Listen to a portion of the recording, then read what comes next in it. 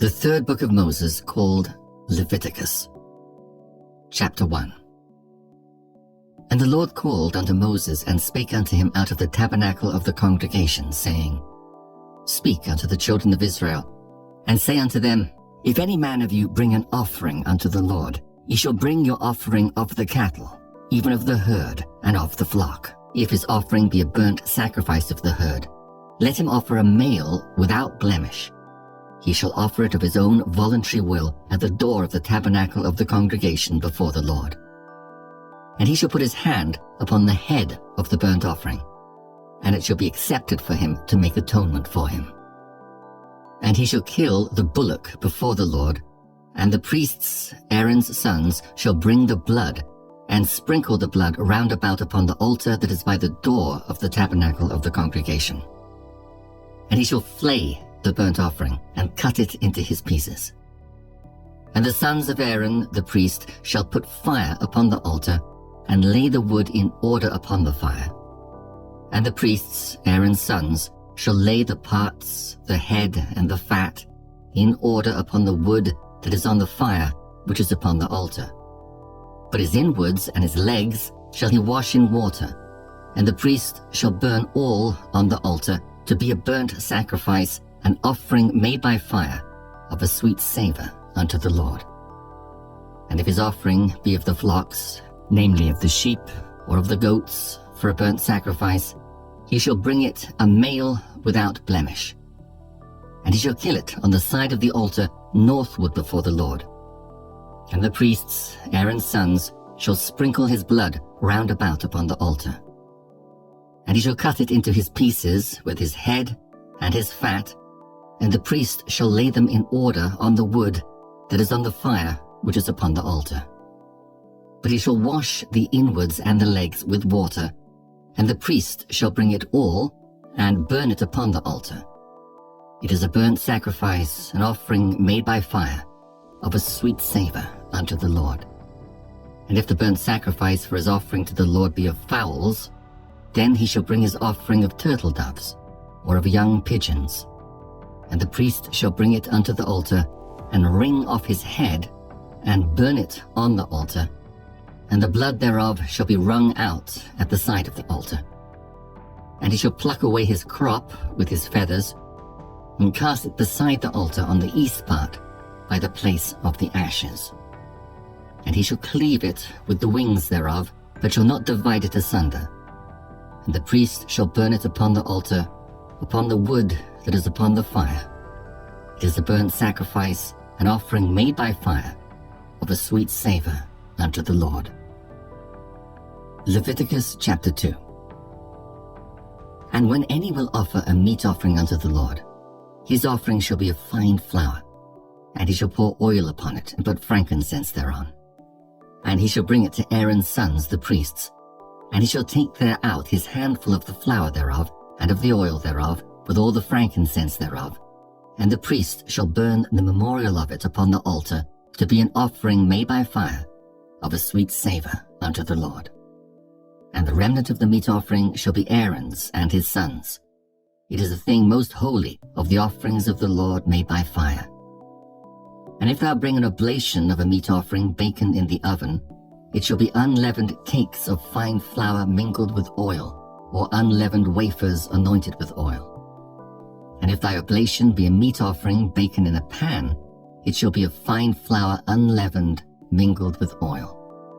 Thou shalt part it in pieces, and pour oil thereon. It is a meat offering.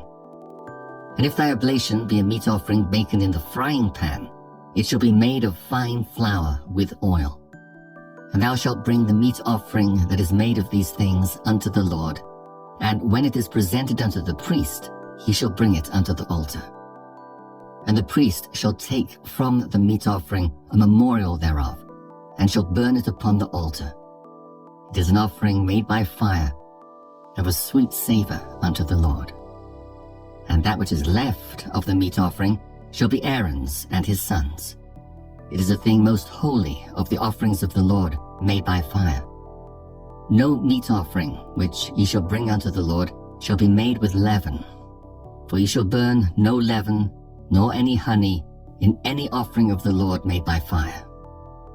As for the oblation of the firstfruits, ye shall offer them unto the Lord, but they shall not be burnt on the altar for a sweet savour.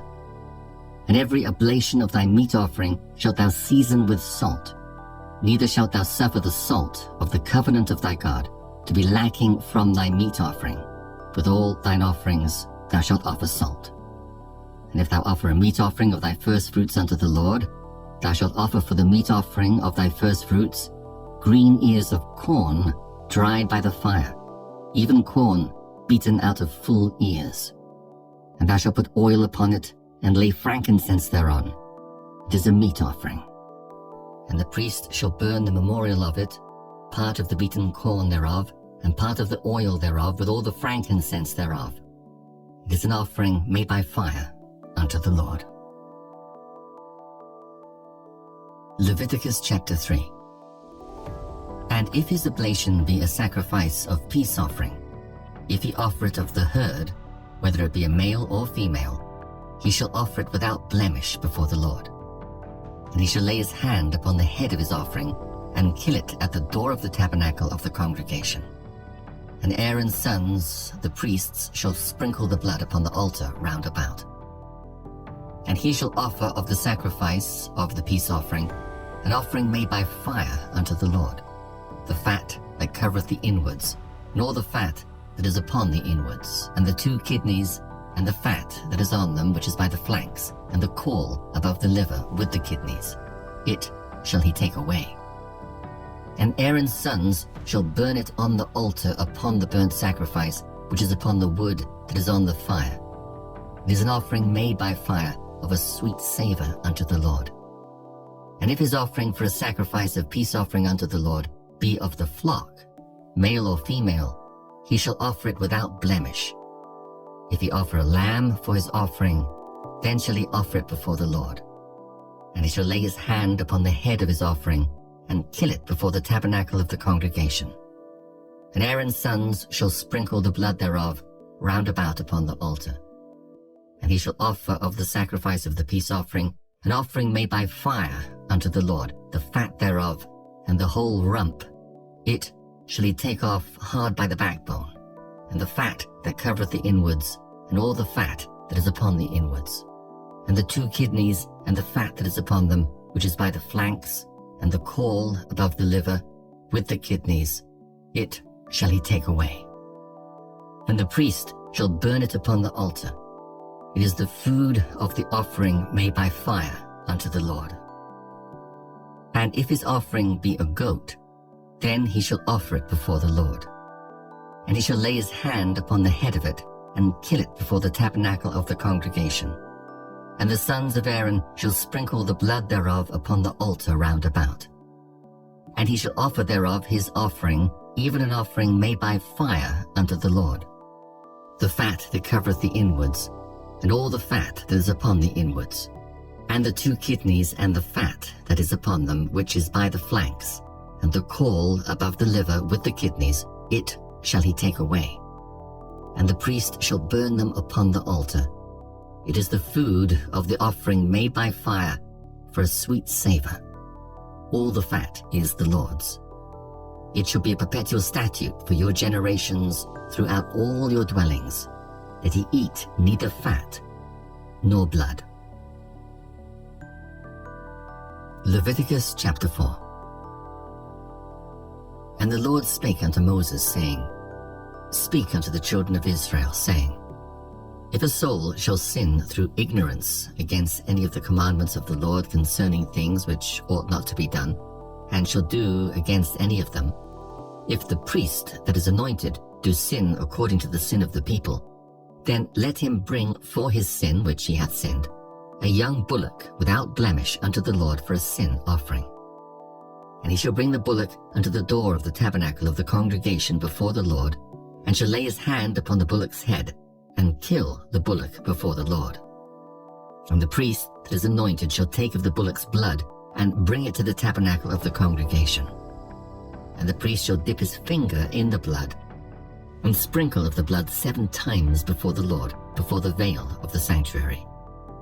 And the priest shall put some of the blood upon the horns of the altar of sweet incense before the Lord, which is in the tabernacle of the congregation, and shall pour all the blood of the bullock at the bottom of the altar of the burnt offering, which is at the door of the tabernacle of the congregation. And he shall take off from it all the fat of the bullock for the sin offering, the fat that covereth the inwards, and all the fat that is upon the inwards, and the 2 kidneys and the fat that is upon them, which is by the flanks, and the caul above the liver with the kidneys, it shall he take away, as it was taken off from the bullock of the sacrifice of peace offerings, and the priest shall burn them upon the altar of the burnt offering. And the skin of the bullock and all his flesh with his head and with his legs and his inwards and his dung, even the whole bullock shall he carry forth without the camp unto a clean place, where the ashes are poured out, and burn him on the wood with fire. Where the ashes are poured out shall he be burnt.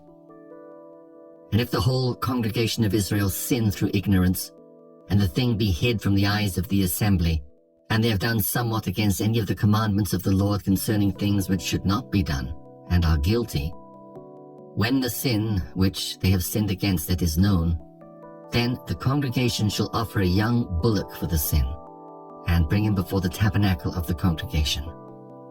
And the elders of the congregation shall lay their hands upon the head of the bullock before the Lord, and the bullock shall be killed before the Lord. And the priest that is anointed shall bring of the bullock's blood to the tabernacle of the congregation. And the priest shall dip his finger in some of the blood, and sprinkle it 7 times before the Lord, even before the veil. And he shall put some of the blood upon the horns of the altar which is before the Lord, that is in the tabernacle of the congregation, and shall pour out all the blood at the bottom of the altar of the burnt offering which is at the door of the tabernacle of the congregation. And he shall take all his fat from him, and burn it upon the altar. And he shall do with the bullock as he did with the bullock for a sin offering, so shall he do with this. And the priest shall make an atonement for them, and it shall be forgiven them. And he shall carry forth the bullock without the camp, and burn him as he burned the first bullock. It is a sin offering for the congregation. When a ruler hath sinned, and done somewhat through ignorance against any of the commandments of the Lord his God concerning things which should not be done, and is guilty, or if his sin, wherein he hath sinned, come to his knowledge, he shall bring his offering, a kid of the goats, a male without blemish, and he shall lay his hand upon the head of the goat, and kill it in the place where they kill the burnt offering before the Lord. It is a sin offering. And the priest shall take of the blood of the sin offering with his finger, and put it upon the horns of the altar of burnt offering, and shall pour out his blood at the bottom of the altar of burnt offering. And he shall burn all his fat upon the altar, as the fat of the sacrifice of peace offerings. And the priest shall make an atonement for him as concerning his sin, and it shall be forgiven him. And if any one of the common people sin through ignorance, while he doeth somewhat against any of the commandments of the Lord concerning things which ought not to be done, and be guilty, or if his sin which he hath sinned come to his knowledge, then he shall bring his offering, a kid of the goats, a female without blemish, for his sin which he hath sinned. And he shall lay his hand upon the head of the sin offering, and slay the sin offering in the place of the burnt offering. And the priest shall take of the blood thereof with his finger, and put it upon the horns of the altar of burnt offering, and shall pour out all the blood thereof at the bottom of the altar. And he shall take away all the fat thereof, as the fat is taken away from off the sacrifice of peace offerings, and the priest shall burn it upon the altar for a sweet savour unto the Lord. And the priest shall make an atonement for him, and it shall be forgiven him. And if he bring a lamb for a sin offering, he shall bring it a female without blemish. And he shall lay his hand upon the head of the sin offering, and slay it for a sin offering in the place where they kill the burnt offering. And the priest shall take of the blood of the sin offering with his finger, and put it upon the horns of the altar of burnt offering, and shall pour out all the blood thereof at the bottom of the altar. And he shall take away all the fat thereof, as the fat of the lamb is taken away from the sacrifice of the peace offerings. And the priest shall burn them upon the altar, according to the offerings made by fire unto the Lord. And the priest shall make an atonement for his sin that he hath committed, and it shall be forgiven him. Leviticus chapter 5. And if a soul sin, and hear the voice of swearing, and is a witness, whether he hath seen or known of it, if he do not utter it, then he shall bear his iniquity. Or if a soul touch any unclean thing, whether it be a carcass of an unclean beast, or a carcass of unclean cattle, or the carcass of unclean creeping things, and if it be hidden from him, he also shall be unclean and guilty. Or if he touch the uncleanness of man, whatsoever uncleanness it be, that a man shall be defiled withal, and it be hid from him, when he knoweth of it, then he shall be guilty. Or if a soul swear, pronouncing with his lips to do evil, or to do good, whatsoever it be that a man shall pronounce with an oath, and it be hid from him, when he knoweth of it, then he shall be guilty in one of these. And it shall be, when he shall be guilty in one of these things, that he shall confess that he hath sinned in that thing. And he shall bring his trespass offering unto the Lord for his sin which he hath sinned, a female from the flock, a lamb or a kid of the goats for a sin offering. And the priest shall make an atonement for him concerning his sin. And if he be not able to bring a lamb, then he shall bring for his trespass which he hath committed 2 turtle doves, or 2 young pigeons unto the Lord, one for a sin offering, and the other for a burnt offering. And he shall bring them unto the priest, who shall offer that which is for the sin offering first, and wring off his head from his neck, but shall not divide it asunder. And he shall sprinkle of the blood of the sin offering upon the side of the altar, and the rest of the blood shall be wrung out at the bottom of the altar. It is a sin offering. And he shall offer the second for a burnt offering, according to the manner. And the priest shall make an atonement for him for his sin which he hath sinned, and it shall be forgiven him. But if he be not able to bring 2 turtle doves or 2 young pigeons, then he that sinned shall bring for his offering the 10th part of an ephah of fine flour for a sin offering. He shall put no oil upon it, neither shall he put any frankincense thereon, for it is a sin offering. Then shall he bring it to the priest, and the priest shall take his handful of it, even a memorial thereof, and burn it on the altar according to the offerings made by fire unto the Lord. It is a sin offering. And the priest shall make an atonement for him as touching his sin that he had sinned in one of these, and it shall be forgiven him. And the remnant shall be the priest's as a meat offering. And the Lord spake unto Moses, saying, If a soul commit a trespass, and sin through ignorance in the holy things of the Lord, then he shall bring for his trespass unto the Lord a ram without blemish out of the flocks, with thy estimation by shekels of silver, after the shekel of the sanctuary, for a trespass offering. And he shall make amends for the harm that he hath done in the holy thing, and shall add the 5th part thereto, and give it unto the priest. And the priest shall make an atonement for him with the ram of the trespass offering, and it shall be forgiven him.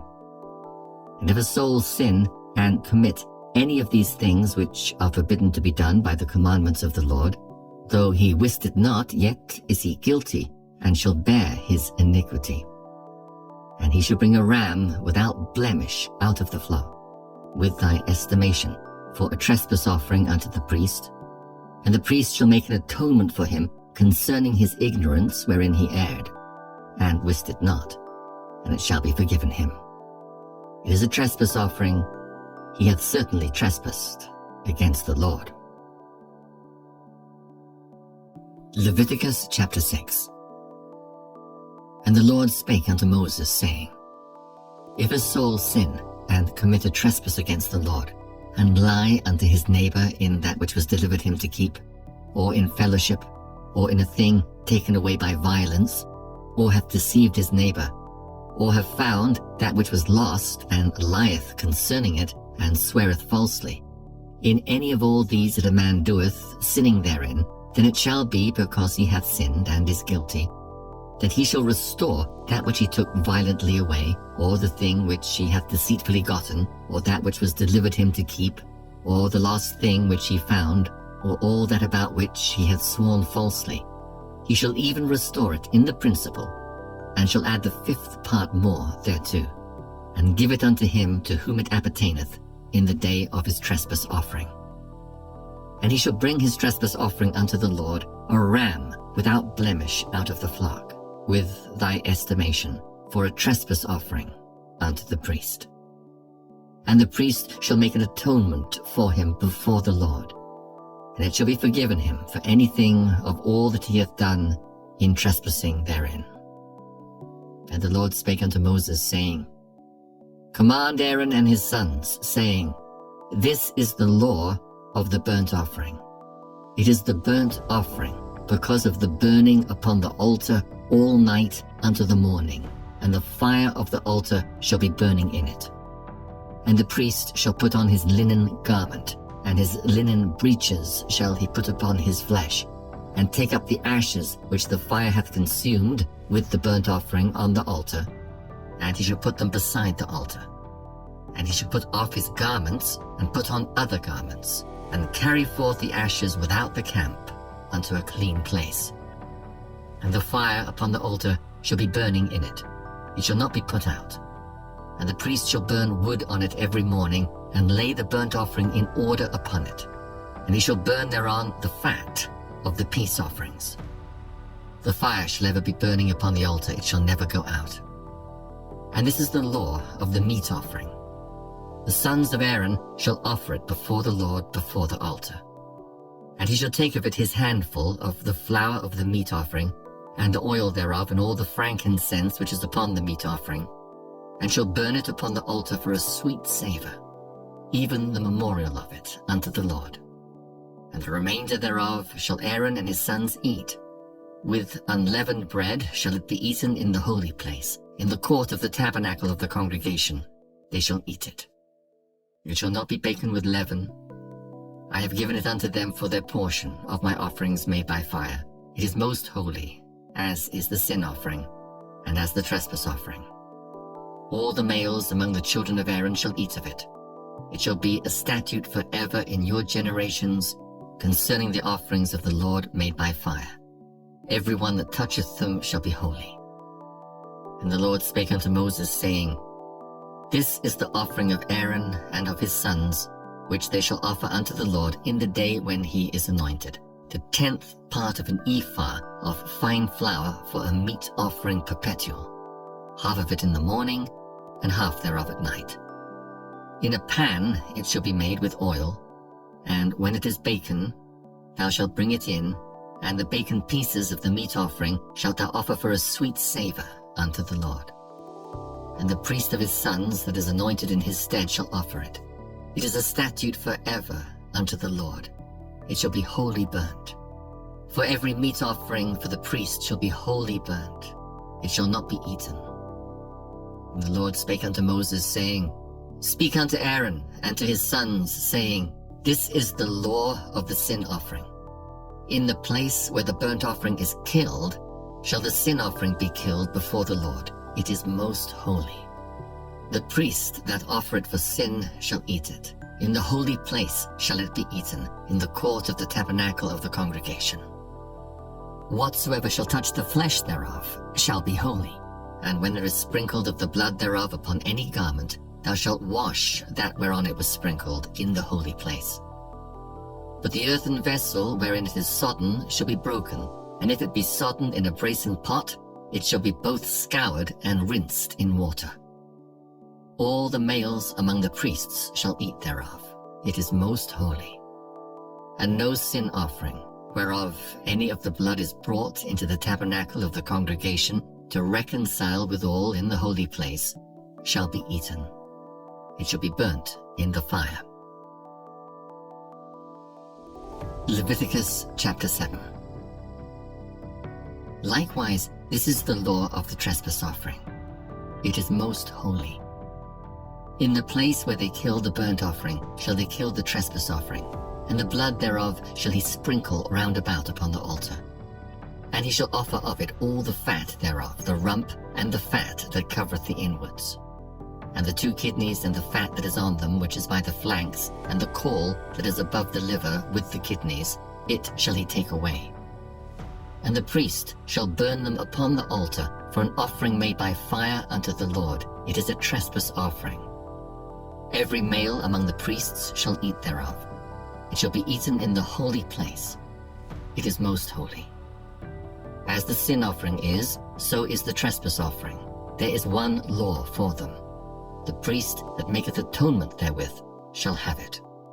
And the priest that offereth any man's burnt offering, even the priest, shall have to himself the skin of the burnt offering which he hath offered.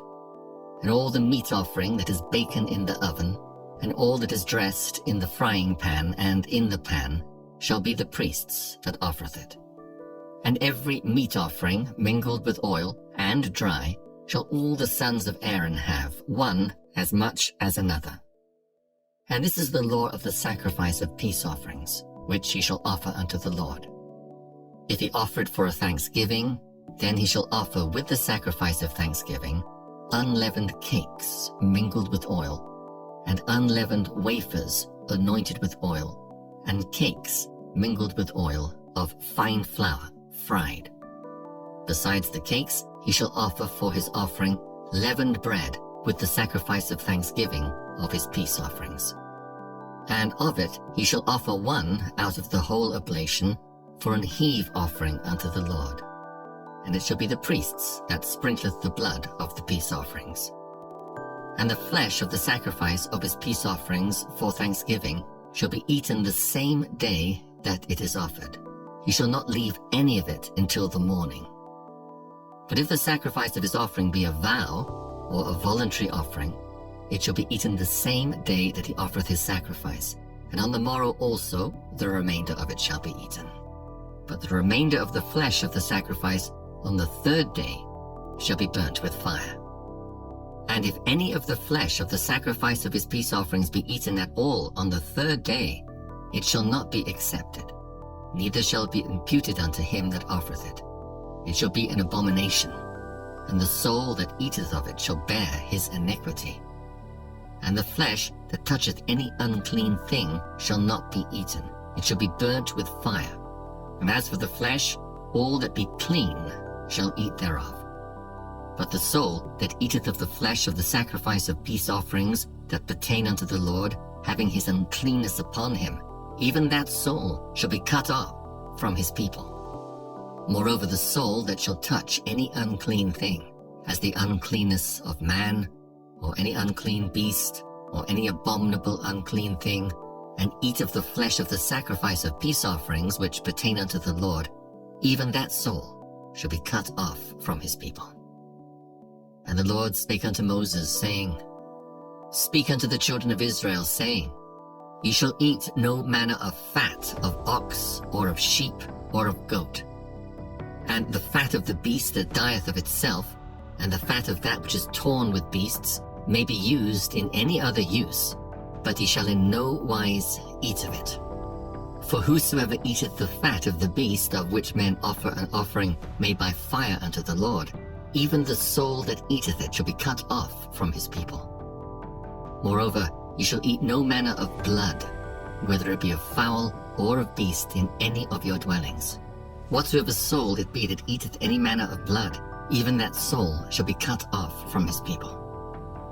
And the Lord spake unto Moses, saying, Speak unto the children of Israel, saying, He that offereth the sacrifice of his peace offerings unto the Lord shall bring his oblation unto the Lord of the sacrifice of his peace offerings.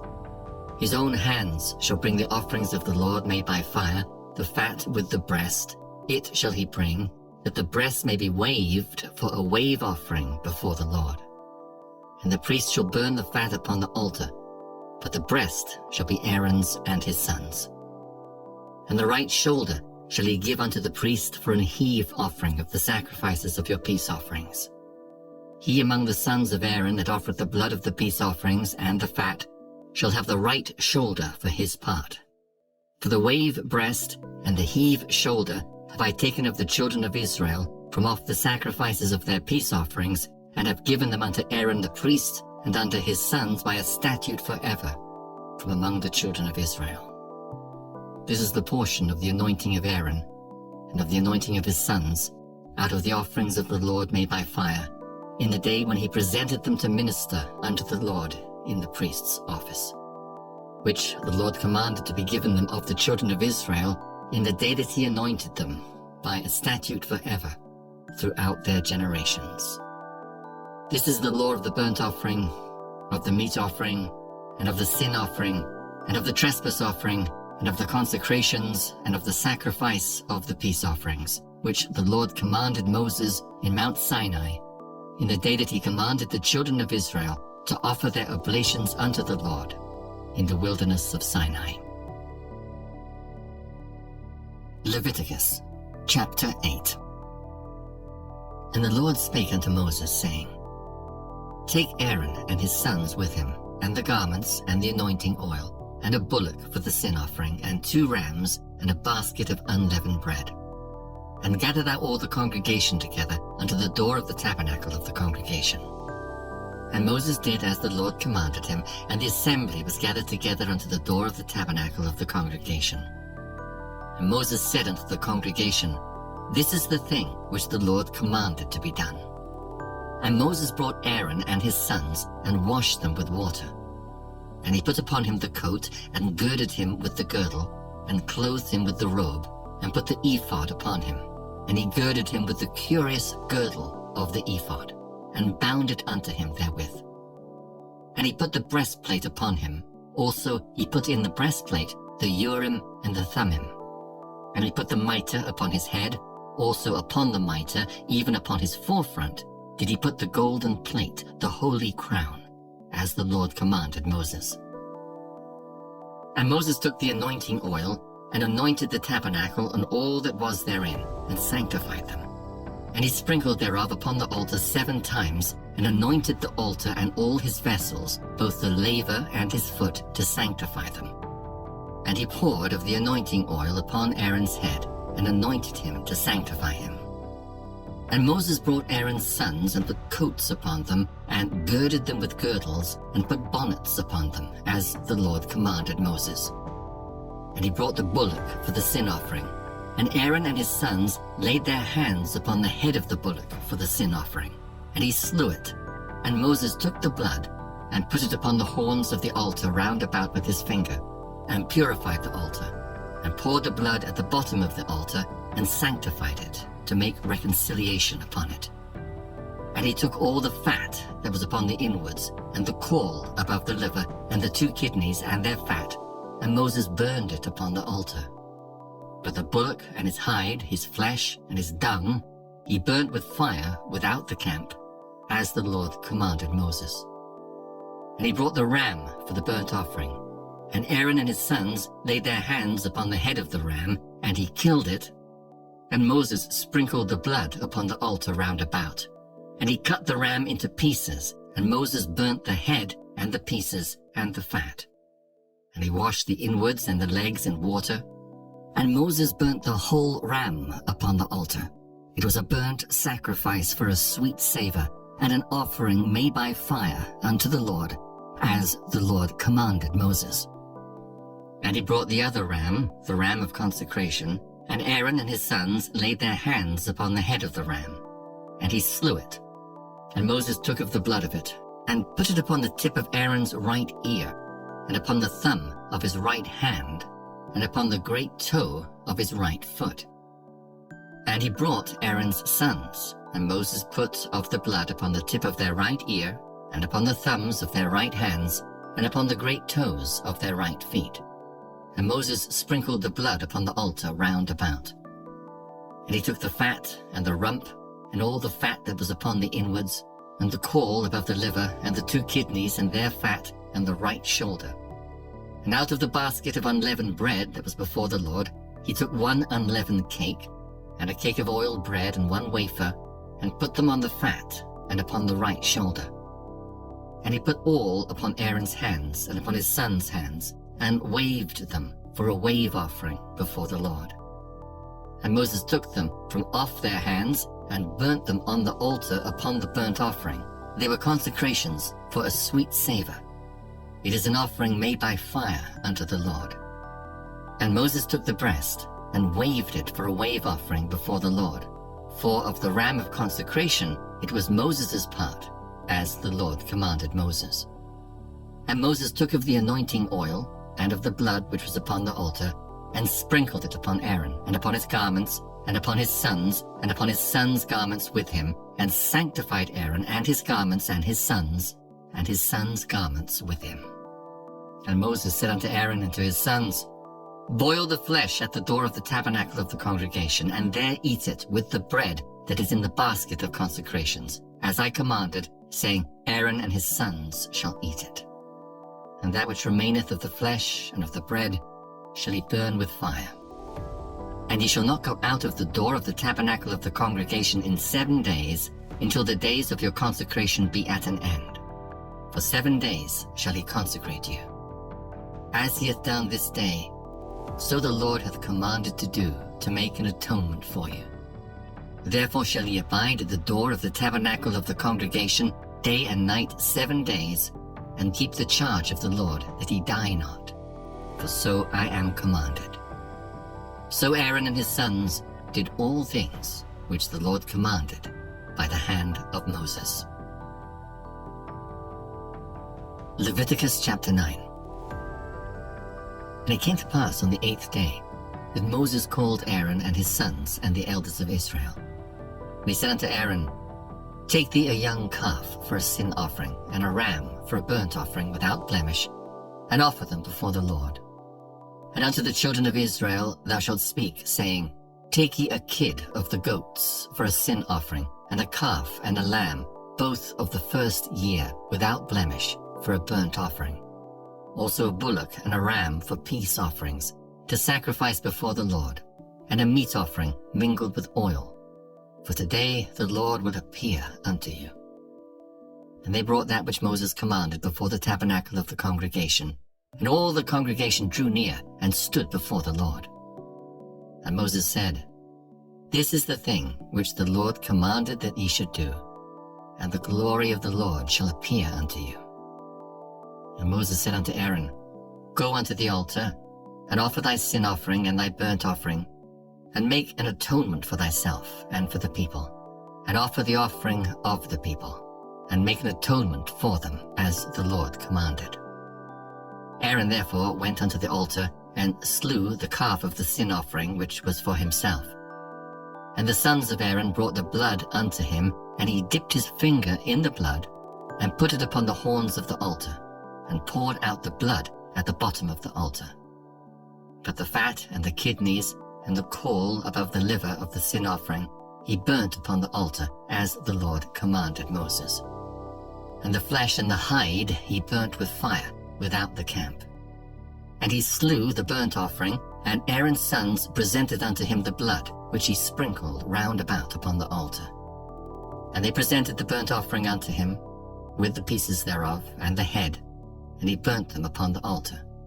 And he did wash the inwards and the legs, and burnt them upon the burnt offering on the altar. And he brought the people's offerings, and took the goat, which was the sin offering for the people, and slew it, and offered it for sin, as the first. And he brought the burnt offering, and offered it according to the manner. And he brought the meat offering, and took an handful thereof, and burnt it upon the altar, beside the burnt sacrifice of the morning. He slew also the bullock and the ram, for a sacrifice of peace offerings, which was for the people. And Aaron's sons presented unto him the blood, which he sprinkled upon the altar round about, and the fat of the bullock and of the ram, the rump, and that which covereth the inwards, and the kidneys, and the caul above the liver. And they put the fat upon the breasts, and he burnt the fat upon the altar. And the breasts and the right shoulder Aaron waved for a wave offering before the Lord, as Moses commanded. And Aaron lifted up his hand toward the people and blessed them, and came down from offering of the sin offering, and the burnt offering, and peace offerings. And Moses and Aaron went into the tabernacle of the congregation and came out and blessed the people. And the glory of the Lord appeared unto all the people. And there came a fire out from before the Lord, and consumed upon the altar the burnt offering and the fat, which, when all the people saw, they shouted and fell on their faces. Leviticus chapter 10. And Nadab and Abihu, the sons of Aaron, took either of them his censer, and put fire therein, and put incense thereon, and offered strange fire before the Lord, which he commanded them not. And there went out a fire from the Lord, and devoured them, and they died before the Lord. Then Moses said unto Aaron, This is it that the Lord spake, saying, I will be sanctified in them that come nigh me, and before all the people I will be glorified. And Aaron held his peace. And Moses called Mishael and Elzaphan, the sons of Uzziel, the uncle of Aaron, and said unto them, Come near, carry your brethren from before the sanctuary out of the camp. So they went near, and carried them in their coats out of the camp, as Moses had said. And Moses said unto Aaron, and unto Eleazar, and unto Ithamar his sons, Uncover not your heads, neither rend your clothes, lest ye die, and lest wrath come upon all the people. But let your brethren, the whole house of Israel, bewail the burning which the Lord hath kindled. And ye shall not go out from the door of the tabernacle of the congregation, lest ye die, for the anointing oil of the Lord is upon you. And they did according to the word of Moses. And the Lord spake unto Aaron, saying, Do not drink wine, nor strong drink, thou, nor thy sons with thee, when ye go into the tabernacle of the congregation, lest ye die. It shall be a statute forever throughout your generations, and that ye may put difference between holy and unholy, and between unclean and clean, and that ye may teach the children of Israel all the statutes which the Lord hath spoken unto them by the hand of Moses. And Moses spake unto Aaron, and unto Eleazar, and unto Ithamar his sons that were left, Take the meat offering that remaineth of the offerings of the Lord made by fire, and eat it without leaven beside the altar, for it is most holy. And ye shall eat it in the holy place, because it is thy due and thy son's due, of the sacrifices of the Lord made by fire, for so I am commanded. And the wave breast and heave shoulder shall ye eat in a clean place, thou and thy sons and thy daughters with thee, for they be thy due and thy son's due, which are given out of the sacrifices of peace offerings of the children of Israel. The heave shoulder and the wave breast shall they bring with the offerings made by fire of the fat, to wave it for a wave offering before the Lord. And it shall be thine and thy sons with thee by a statute forever, as the Lord hath commanded. And Moses diligently sought the goat of the sin offering, and behold, it was burnt. And he was angry with Eleazar and Ithamar, the sons of Aaron, which were left alive, saying, Wherefore have ye not eaten the sin offering in the holy place, seeing it is most holy? And God hath given it you to bear the iniquity of the congregation, to make atonement for them before the Lord. Behold, the blood of it was not brought in within the holy place. Ye should indeed have eaten it in the holy place, as I commanded. And Aaron said unto Moses, Behold, this day have they offered their sin offering and their burnt offering before the Lord, and such things have befallen me. And if I had eaten the sin offering today, should it have been accepted in the sight of the Lord? And when Moses heard that, he was content. Leviticus chapter 11. And the Lord spake unto Moses and to Aaron, saying unto them, Speak unto the children of Israel, saying, These are the beasts which ye shall eat among all the beasts that are on the earth. Whatsoever parteth the hoof, and is cloven-footed, and cheweth the cud among the beasts, that shall ye eat. Nevertheless, these shall ye not eat of them that chew the cud, or of them that divide the hoof, as the camel, because he cheweth the cud, but divideth not the hoof, he is unclean unto you. And the coney, because he cheweth the cud, but divideth not the hoof, he is unclean unto you. And the hare, because he cheweth the cud, but divideth not the hoof, he is unclean unto you, and the swine, though he divide the hoof, and be cloven-footed, yet he cheweth not the cud, he is unclean to you. Of their flesh shall he not eat, and their carcass shall he not touch, they are unclean to you. These shall he eat of all that are in the waters. Whatsoever hath fins and scales in the waters, in the seas, and in the rivers, them shall he eat. And all that have not fins and scales in the seas and in the rivers, of all that move in the waters, and of any living thing which is in the waters, they shall be an abomination unto you. They shall be even an abomination unto you. Ye shall not eat of their flesh, but ye shall have their carcass in abomination. Whatsoever hath no fins nor scales in the waters, that shall be an abomination unto you. And these are they which ye shall have in abomination among the fowls. They shall not be eaten, they are an abomination.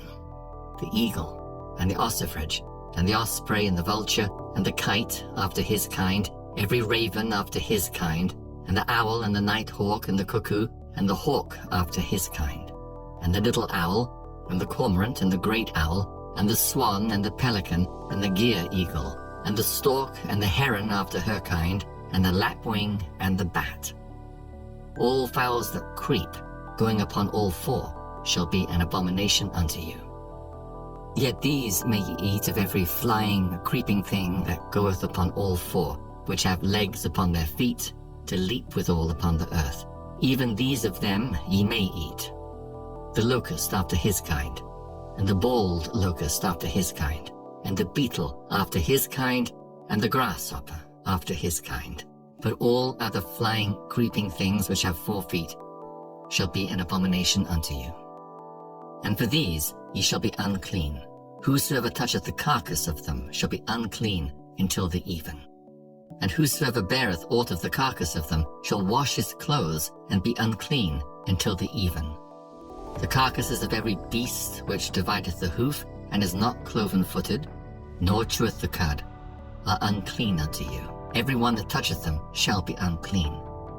And whatsoever goeth upon his paws, among all manner of beasts that go on all four, those are unclean unto you. Whoso toucheth their carcass shall be unclean until the even. And he that beareth the carcass of them shall wash his clothes, and be unclean until the even. They are unclean unto you.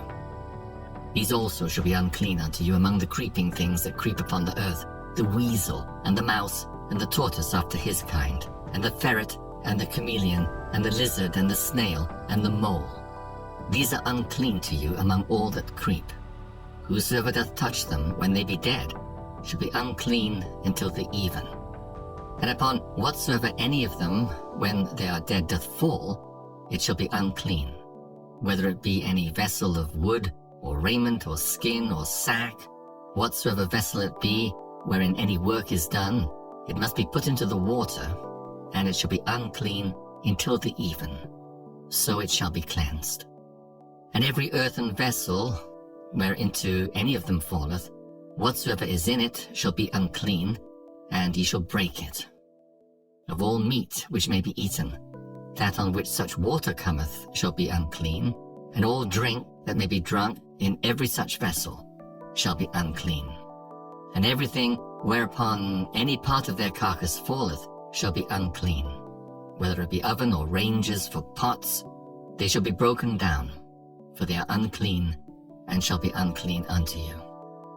Nevertheless a fountain or pit, wherein there is plenty of water, shall be clean, but that which toucheth their carcass shall be unclean.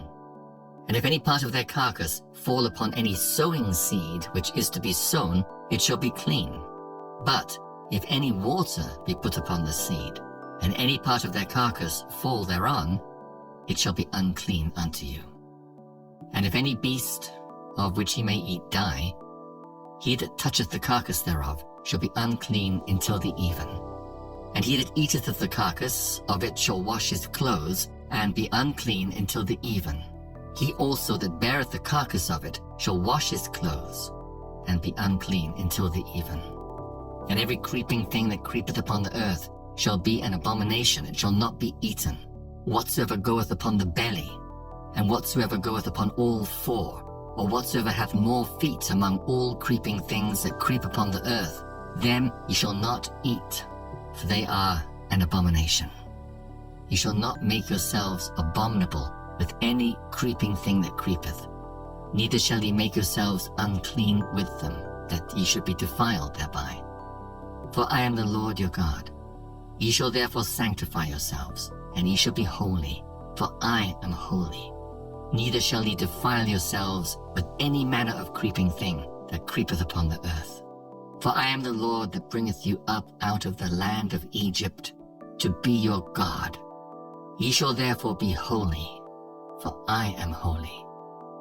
This is the law of the beasts and of the fowl, and of every living creature that moveth in the waters, and of every creature that creepeth upon the earth, to make a difference between the unclean and the clean, and between the beast that may be eaten and the beast that may not be eaten. Leviticus chapter 12. And the Lord spake unto Moses, saying, Speak unto the children of Israel, saying, If a woman hath conceived seed and born a man-child, then she shall be unclean 7 days. According to the days of the separation for her infirmity shall she be unclean. And in the 8th day the flesh of his foreskin shall be circumcised. And she shall then continue in the blood of her purifying 33 days. She shall touch no hallowed thing, nor come into the sanctuary, until the days of her purifying be fulfilled. But if she bear a maid child, then she shall be unclean 2 weeks, as in her separation. And she shall continue in the blood of her purifying 66 days. When the days of her purifying are fulfilled, for a son or for a daughter, she shall bring a lamb of the 1st year for a burnt offering, and a young pigeon or a turtle dove for a sin offering unto the door of the tabernacle of the congregation, unto the priest, who shall offer it before the Lord, and make an atonement for her.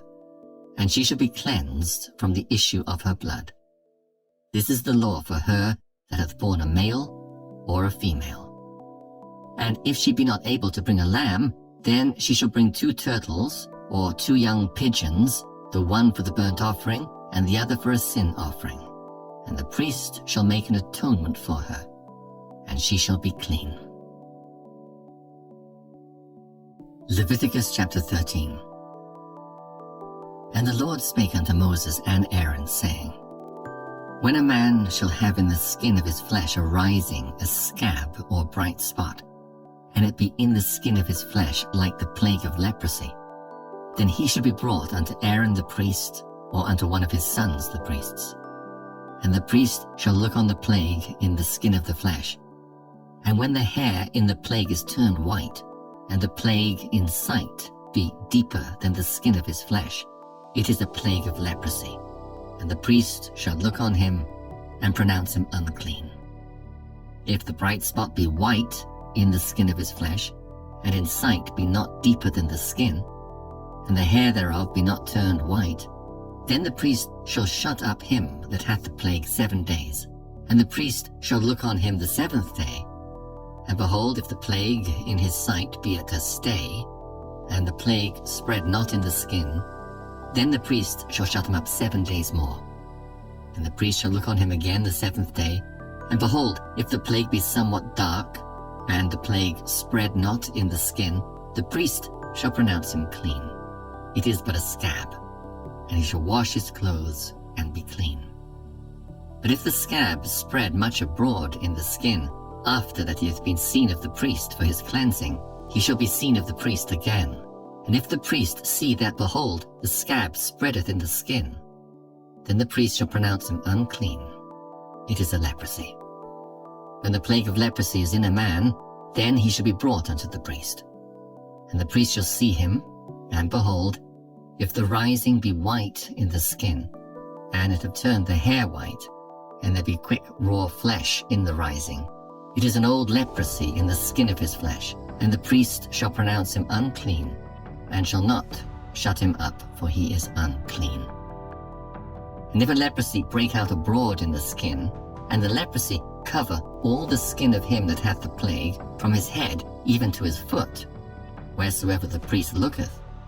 Then the priest shall consider, and behold, if the leprosy have covered all his flesh, he shall pronounce him clean that hath the plague. It is all turned white. He is clean.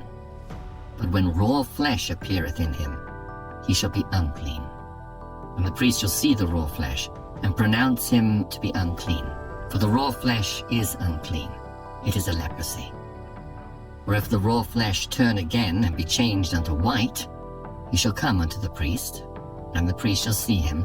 And behold, if the plague be turned into white, then the priest shall pronounce him clean that hath the plague. He is clean.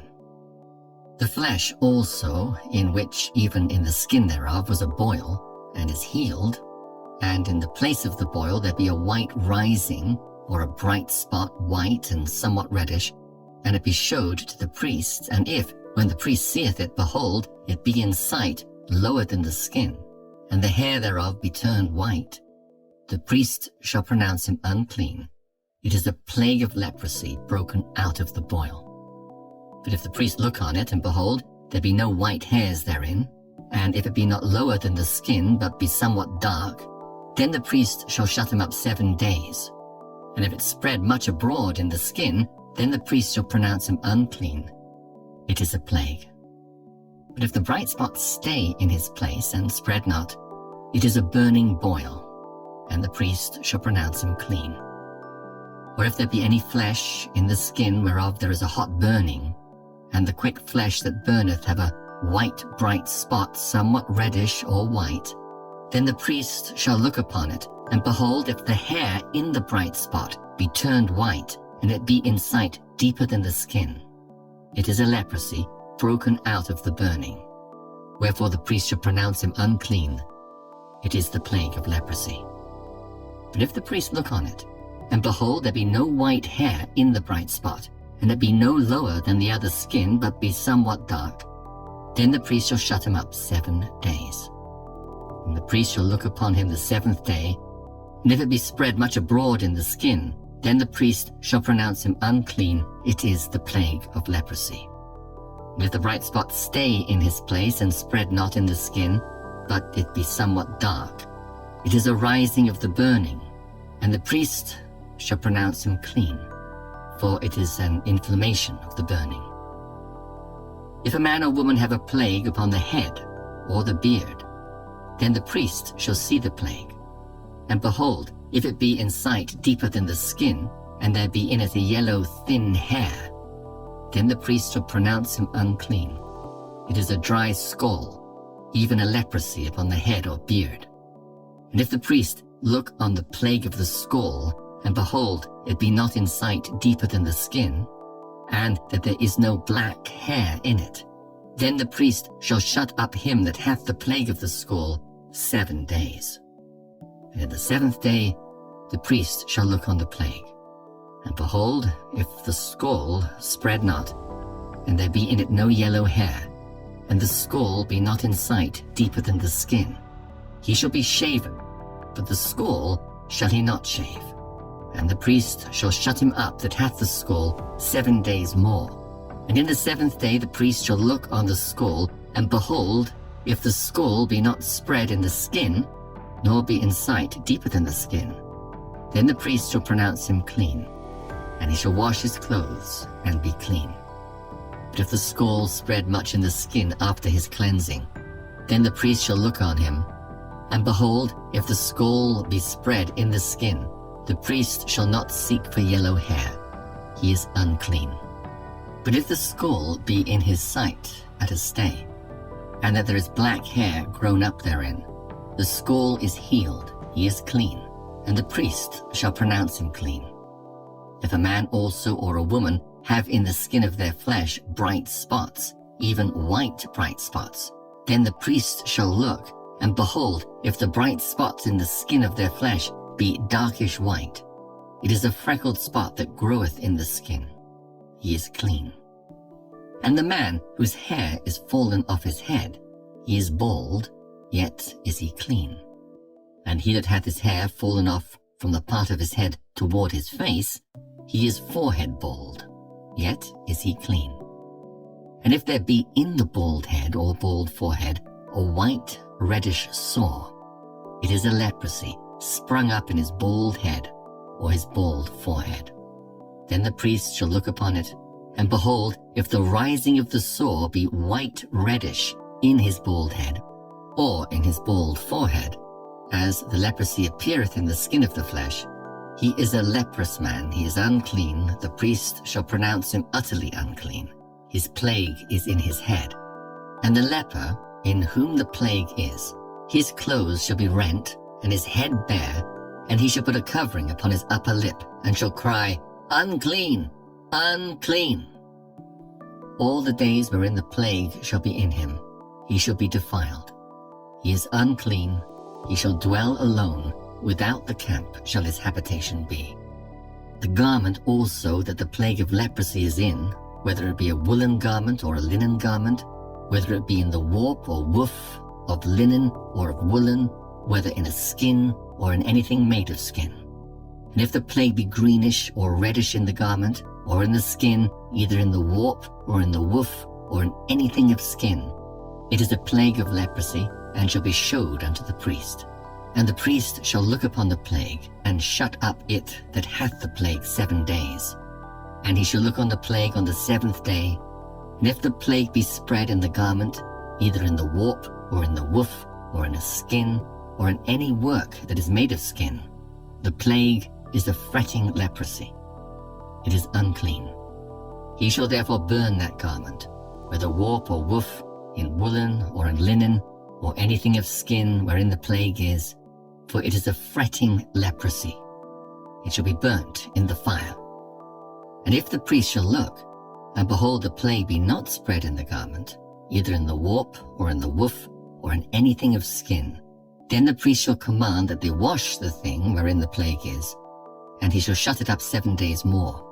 And the priest shall look on the plague after that it is washed, and behold, if the plague have not changed his color, and the plague be not spread, it is unclean, thou shalt burn it in the fire.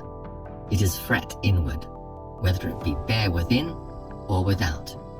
And if the priest look, and behold, the plague be somewhat dark after the washing of it, then he shall rend it out of the garment, or out of the skin, or out of the warp, or out of the woof.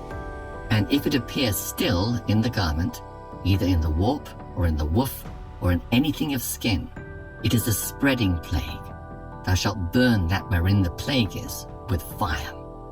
And the garment, whether warp or woof, or whatsoever thing of skin it be, which thou shalt wash, if the plague be departed from them, then it shall be washed the 2nd time, and shall be clean.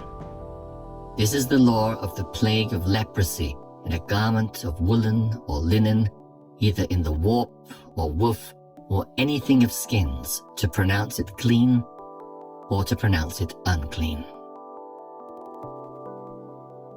Leviticus chapter 14. And the Lord spake unto Moses, saying, This shall be the law of the leper in the day of his cleansing. He shall be brought unto the priest. And the priest shall go forth out of the camp, and the priest shall look, and behold, if the plague of leprosy be healed in the leper, then shall the priest command to take for him that is to be cleansed 2 birds alive and clean, and cedar wood and scarlet and hyssop.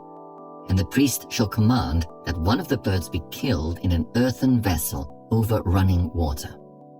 As for the living bird, he shall take it, and the cedar wood, and the scarlet, and the hyssop, and shall dip them and the living bird in the blood of the bird that was killed over the running water.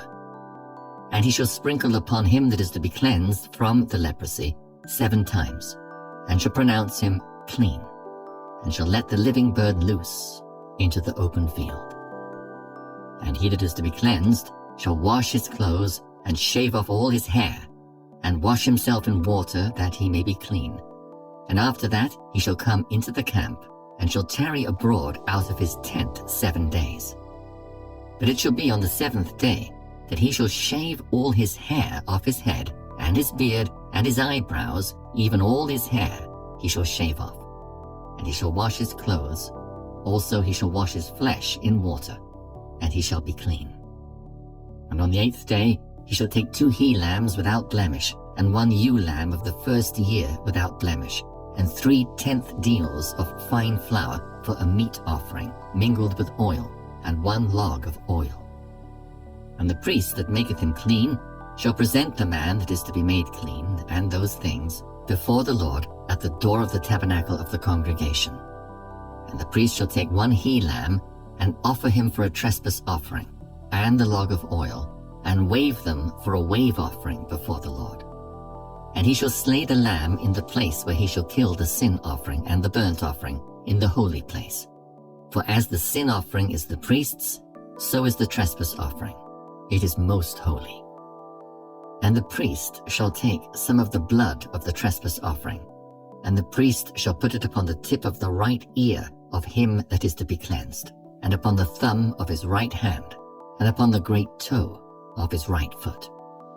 And the priest shall take some of the log of oil, and pour it into the palm of his own left hand. And the priest shall dip his right finger in the oil that is in his left hand, and shall sprinkle of the oil with his finger 7 times before the Lord. And of the rest of the oil that is in his hand shall the priest put upon the tip of the right ear of him that is to be cleansed, and upon the thumb of his right hand, and upon the great toe of his right foot, upon the blood of the trespass offering. And the remnant of the oil that is in the priest's hand he shall pour upon the head of him that is to be cleansed, and the priest shall make an atonement for him before the Lord. And the priest shall offer the sin offering, and make an atonement for him that is to be cleansed from his uncleanness. And afterward he shall kill the burnt offering. And the priest shall offer the burnt offering and the meat offering upon the altar, and the priest shall make an atonement for him, and he shall be clean. And if he be poor, and cannot get so much, then he shall take 1 lamb for a trespass offering to be waved, to make an atonement for him, and 1/10 deal of fine flour mingled with oil for a meat offering, and a log of oil, and 2 turtle doves, or 2 young pigeons, such as he is able to get, and the one shall be a sin offering, and the other a burnt offering. And he shall bring them on the 8th day for his cleansing unto the priest, unto the door of the tabernacle of the congregation, before the Lord. And the priest shall take the lamb of the trespass offering, and the log of oil, and the priest shall wave them for a wave offering before the Lord. And he shall kill the lamb of the trespass offering, and the priest shall take some of the blood of the trespass offering, and put it upon the tip of the right ear of him that is to be cleansed, and upon the thumb of his right hand, and upon the great toe of his right foot. And the priest shall pour of the oil into the palm of his own left hand, and the priest shall sprinkle with his right finger some of the oil that is in his left hand 7 times before the Lord. And the priest shall put of the oil that is in his hand upon the tip of the right ear of him that is to be cleansed, and upon the thumb of his right hand, and upon the great toe of his right foot, upon the place of the blood of the trespass offering. And the rest of the oil that is in the priest's hand he shall put upon the head of him that is to be cleansed, to make an atonement for him before the Lord. And he shall offer the one of the turtle doves, or of the young pigeons, such as he can get, even such as he is able to get, the one for a sin offering, and the other for a burnt offering, with the meat offering. And the priest shall make an atonement for him that is to be cleansed before the Lord. This is the law of him in whom is the plague of leprosy, whose hand is not able to get that which pertaineth to his cleansing.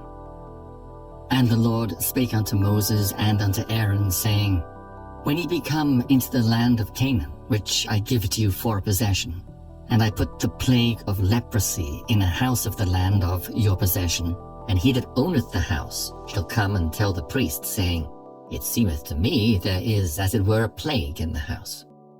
Then the priest shall command that they empty the house before the priest go into it to see the plague, that all that is in the house be not made unclean. And afterward the priest shall go in to see the house. And he shall look on the plague, and behold, if the plague be in the walls of the house with hollow strakes, greenish or reddish, which in sight are lower than the wall, then the priest shall go out of the house to the door of the house, and shut up the house 7 days. And the priest shall come again the 7th day, and shall look, And behold, if the plague be spread in the walls of the house, then the priest shall command that they take away the stones in which the plague is, and they shall cast them into an unclean place without the city. And he shall cause the house to be scraped within round about, and they shall pour out the dust that they scrape off without the city into an unclean place. And they shall take other stones and put them in the place of those stones, and he shall take other mortar and shall plaister the house. And if the plague come again and break out in the house, after that he hath taken away the stones, and after he hath scraped the house, and after it is plaistered, then the priest shall come and look. And behold, if the plague be spread in the house, it is a fretting leprosy in the house, it is unclean. And he shall break down the house, the stones of it, and the timber thereof, and all the mortar of the house, and he shall carry them forth out of the city into an unclean place. Moreover, he that goeth into the house all the while that is shut up shall be unclean until the even. And he that lieth in the house shall wash his clothes, and he that eateth in the house shall wash his clothes. And if the priest shall come in and look upon it, and behold, the plague hath not spread in the house after the house was plaistered, then the priest shall pronounce the house clean, because the plague is healed. And he shall take to cleanse the house 2 birds, and cedar wood, and scarlet, and hyssop, and he shall kill the one of the birds in an earthen vessel over running water. And he shall take the cedar wood, and the hyssop, and the scarlet, and the living bird, and dip them in the blood of the slain bird, and in the running water, and sprinkle the house 7 times. And he shall cleanse the house with the blood of the bird, and with the running water, and with the living bird, and with the cedar wood, and with the hyssop, and with the scarlet. But he shall let go the living bird out of the city into the open fields, and make an atonement for the house, and it shall be clean. This is the law for all manner of plague of leprosy and scall, and for the leprosy of a garment, and of a house, and for a rising, and for a scab, and for a bright spot, to teach when it is unclean and when it is clean. This is the law of leprosy. Leviticus chapter 15. And the Lord spake unto Moses and to Aaron, saying, Speak unto the children of Israel, and say unto them, When any man hath a running issue out of his flesh, because of his issue he is unclean. And this shall be his uncleanness in his issue, whether his flesh run with his issue, or his flesh be stopped from his issue, it is his uncleanness. Every bed whereon he lieth that hath the issue is unclean, and everything whereon he sitteth shall be unclean.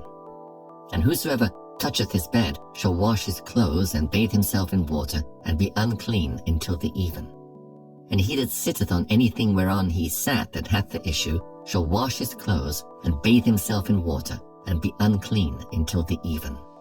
And he that toucheth the flesh of him that hath the issue shall wash his clothes, and bathe himself in water, and be unclean until the even. And if he that hath the issue spit upon him that is clean, then he shall wash his clothes, and bathe himself in water, and be unclean until the even. And what saddle soever he rideth upon that hath the issue shall be unclean.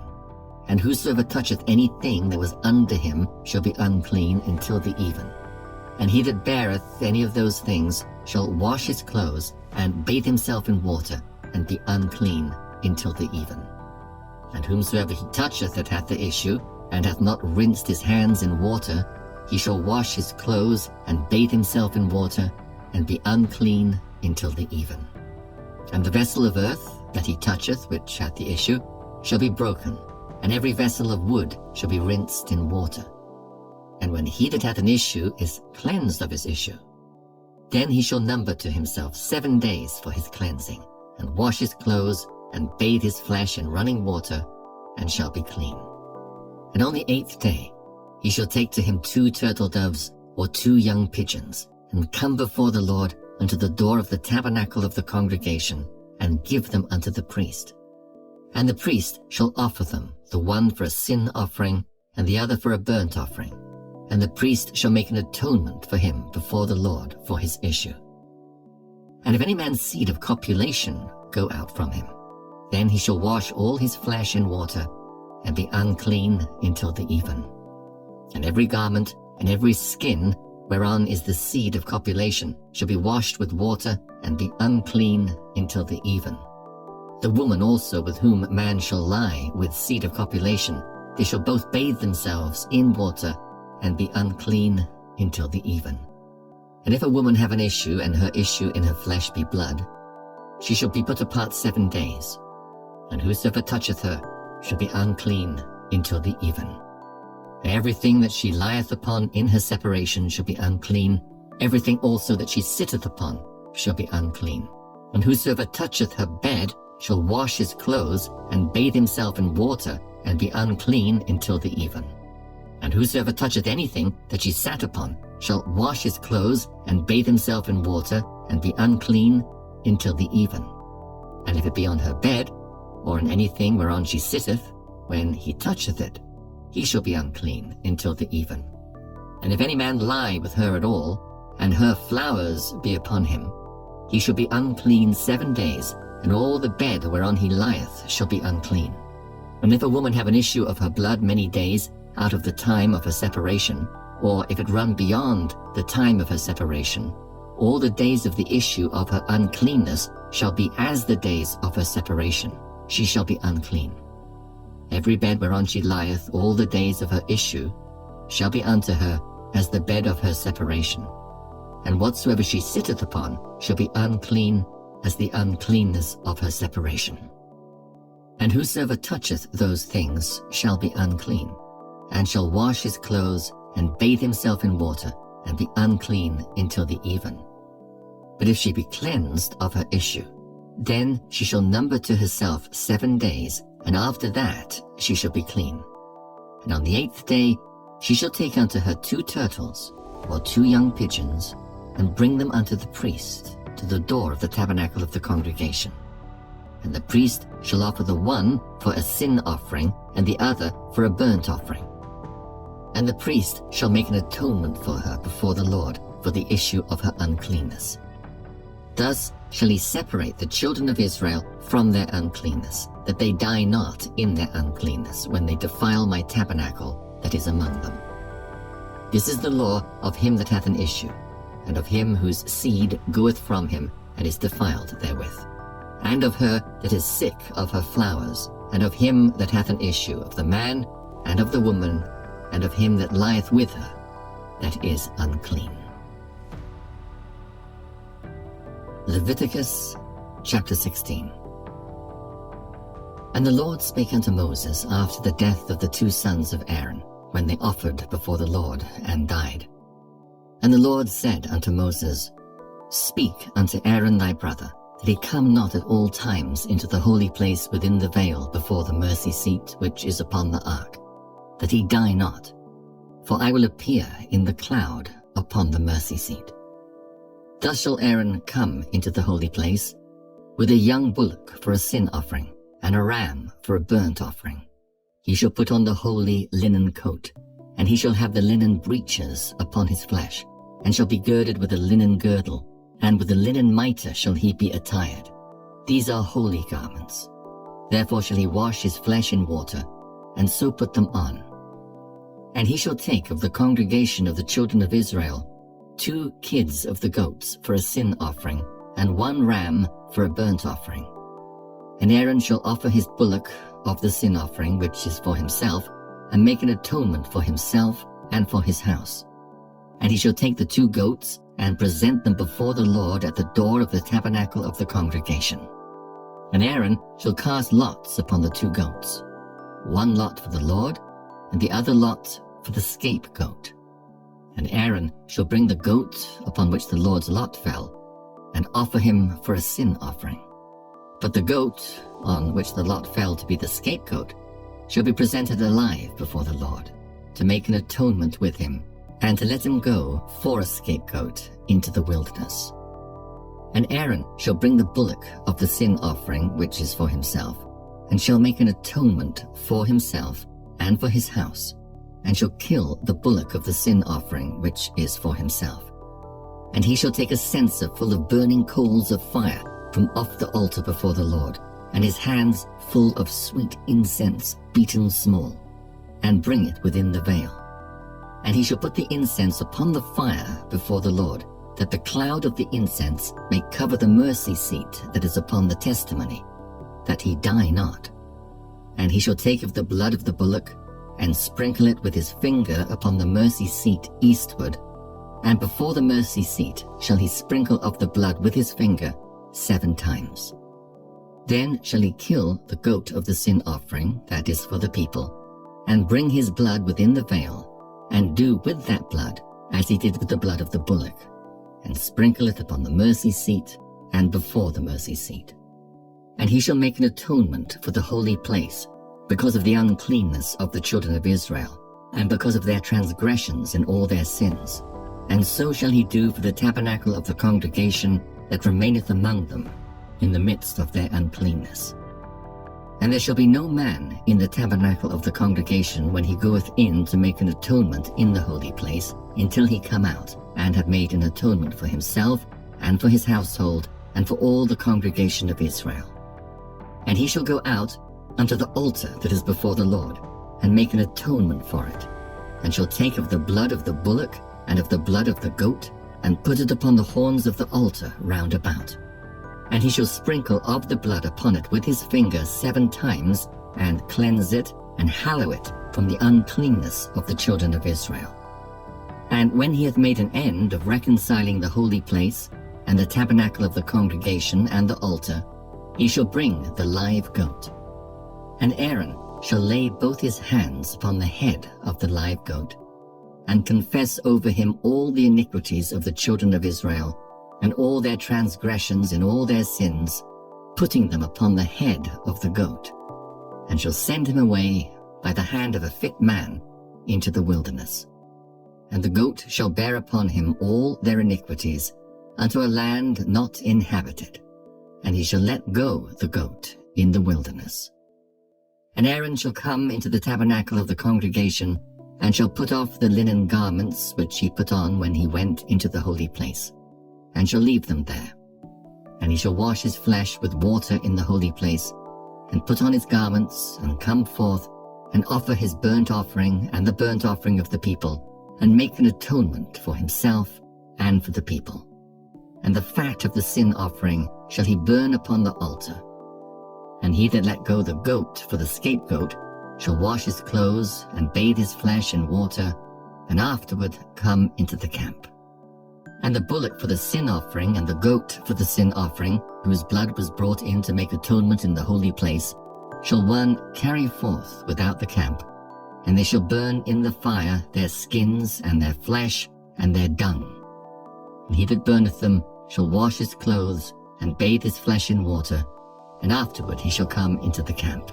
And this shall be a statute forever unto you, that in the 7th month, on the 10th day of the month, ye shall afflict your souls, and do no work at all, whether it be one of your own country, or a stranger that sojourneth among you.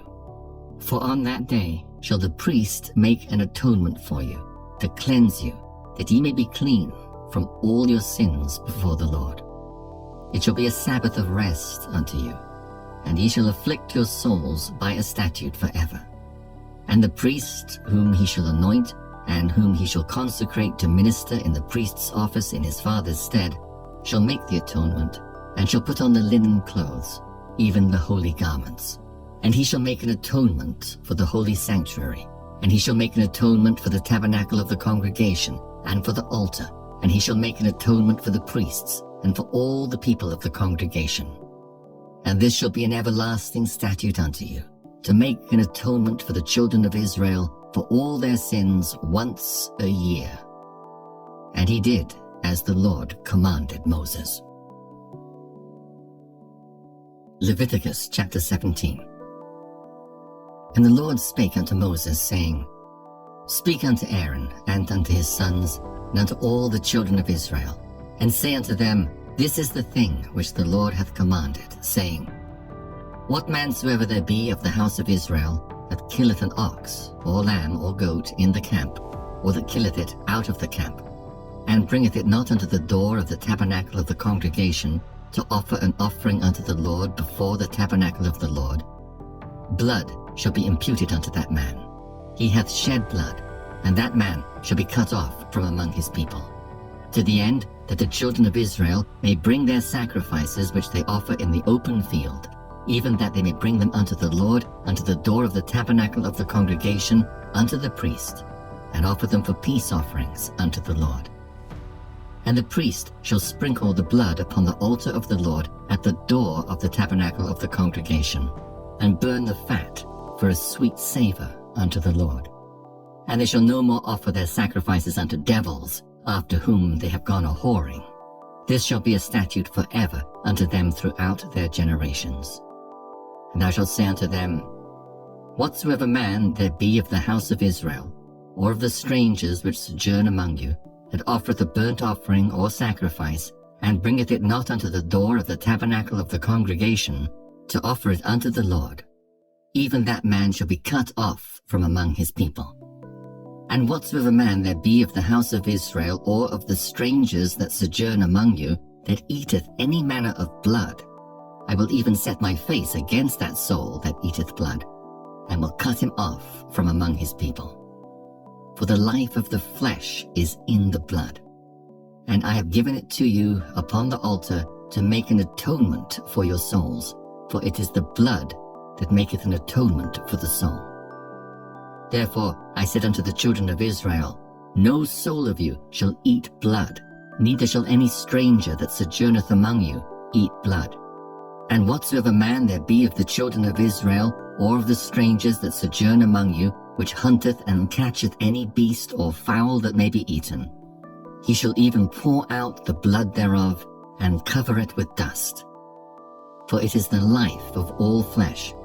The blood of it is for the life thereof. Therefore I said unto the children of Israel, Ye shall eat the blood of no manner of flesh, for the life of all flesh is the blood thereof. Whosoever eateth it shall be cut off.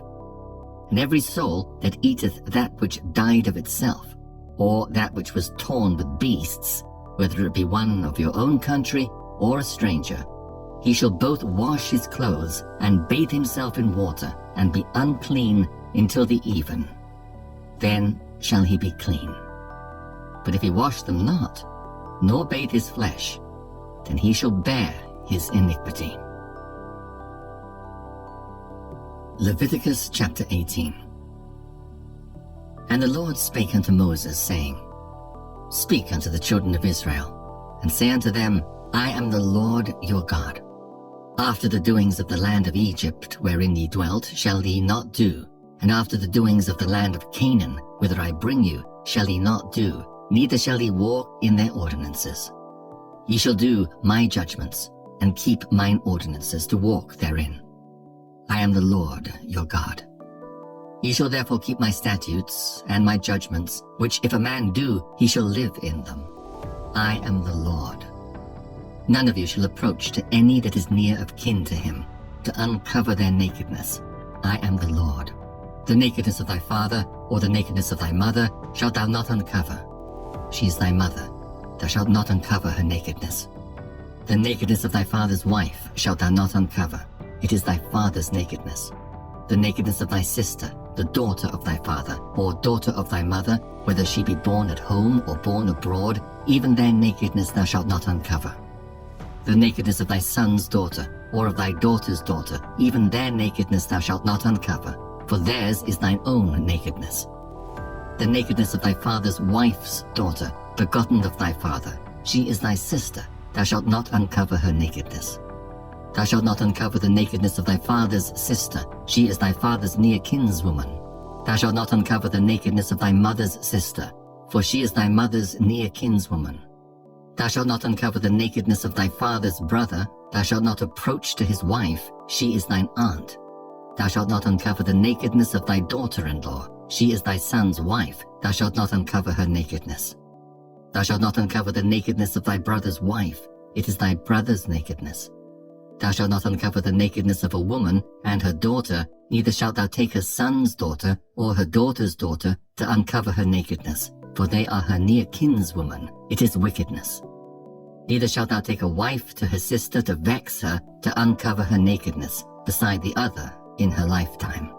Also, thou shalt not approach unto a woman to uncover her nakedness, as long as she is put apart for her uncleanness. Moreover, thou shalt not lie carnally with thy neighbor's wife, to defile thyself with her. And thou shalt not let any of thy seed pass through the fire to Molech, neither shalt thou profane the name of thy God. I am the Lord. Thou shalt not lie with mankind as with womankind, it is abomination. Neither shalt thou lie with any beast, to defile thyself therewith. Neither shall any woman stand before a beast, to lie down thereto, it is confusion. Defile not ye yourselves in any of these things. For in all these the nations are defiled, which I cast out before you. And the land is defiled. Therefore I do visit the iniquity thereof upon it, and the land itself vomiteth out her inhabitants. Ye shall therefore keep my statutes and my judgments, and shall not commit any of these abominations, neither any of your own nation, nor any stranger that sojourneth among you. For all these abominations have the men of the land done, which were before you, and the land is defiled. That the land spew not you out also when ye defile it, as it spewed out the nations that were before you. For whosoever shall commit any of these abominations, even the souls that commit them shall be cut off from among their people. Therefore shall ye keep mine ordinance, that ye commit not any one of these abominable customs which were committed before you, and that ye defile not yourselves therein. I am the Lord, your God. Leviticus chapter 19. And the Lord spake unto Moses, saying, Speak unto all the congregation of the children of Israel, and say unto them, Ye shall be holy, for I the Lord your God am holy. Ye shall fear every man his mother and his father, and keep my Sabbaths. I am the Lord your God. Turn ye not unto idols, nor make to yourselves molten gods. I am the Lord your God. And if ye offer a sacrifice of peace offerings unto the Lord, ye shall offer it at your own will. It shall be eaten the same day ye offer it, and on the morrow. And if aught remain until the third day, it shall be burnt in the fire. And if it be eaten at all on the third day, it is abominable, it shall not be accepted. Therefore every one that eateth it shall bear his iniquity, because he hath profaned the hallowed thing of the Lord. And that soul shall be cut off from among his people. And when ye reap the harvest of your land, thou shalt not wholly reap the corners of thy field, neither shalt thou gather the gleanings of thy harvest. And thou shalt not glean thy vineyard, neither shalt thou gather every grape of thy vineyard. Thou shalt leave them for the poor and stranger. I am the Lord your God. Ye shall not steal, neither deal falsely, neither lie one to another. And ye shall not swear by my name falsely, neither shalt thou profane the name of thy God. I am the Lord. Thou shalt not defraud thy neighbor, neither rob him. The wages of him that is hired shall not abide with thee all night until the morning. Thou shalt not curse the deaf, nor put a stumbling block before the blind, but shalt fear thy God. I am the Lord. Ye shall do no unrighteousness in judgment. Thou shalt not respect the person of the poor, nor honor the person of the mighty, but in righteousness shalt thou judge thy neighbor. Thou shalt not go up and down as a talebearer among thy people, neither shalt thou stand against the blood of thy neighbor. I am the Lord. Thou shalt not hate thy brother in thine heart. Thou shalt in any wise rebuke thy neighbor, and not suffer sin upon him. Thou shalt not avenge, nor bear any grudge against the children of thy people, but thou shalt love thy neighbor as thyself. I am the Lord. Ye shall keep my statutes. Thou shalt not let thy cattle gender with a diverse kind. Thou shalt not sow thy field with mingled seed, neither shall a garment mingled of linen and woolen come upon thee. And whosoever lieth carnally with a woman that is a bondmaid, betrothed to an husband, and not at all redeemed, nor freedom given her, she shall be scourged. They shall not be put to death, because she was not free. And he shall bring his trespass offering unto the Lord, unto the door of the tabernacle of the congregation, even a ram for a trespass offering. And the priest shall make an atonement for him with the ram of the trespass offering before the Lord for his sin which he hath done. And the sin which he hath done shall be forgiven him. And when ye shall have come into the land, and shall have planted all manner of trees for food, then ye shall count the fruit thereof as uncircumcised. 3 years shall it be as uncircumcised unto you, it shall not be eaten of. But in the 4th year all the fruit thereof shall be holy, to praise the Lord withal. And in the 5th year shall ye eat of the fruit thereof, that it may yield unto you the increase thereof. I am the Lord your God. Ye shall not eat anything with the blood, neither shall ye use enchantment, nor observe times. Ye shall not round the corners of your heads, neither shalt thou mar the corners of thy beard. Ye shall not make any cuttings in your flesh for the dead, nor print any marks upon you. I am the Lord. Do not prostitute thy daughter, to cause her to be a whore, lest the land fall to whoredom, and the land become full of wickedness. Ye shall keep my Sabbaths, and reverence my sanctuary. I am the Lord. Regard not them that have familiar spirits, neither seek after wizards to be defiled by them. I am the Lord your God. Thou shalt rise up before the hoary head, and honor the face of the old man, and fear thy God. I am the Lord. And if a stranger sojourn with thee in your land, ye shall not vex him.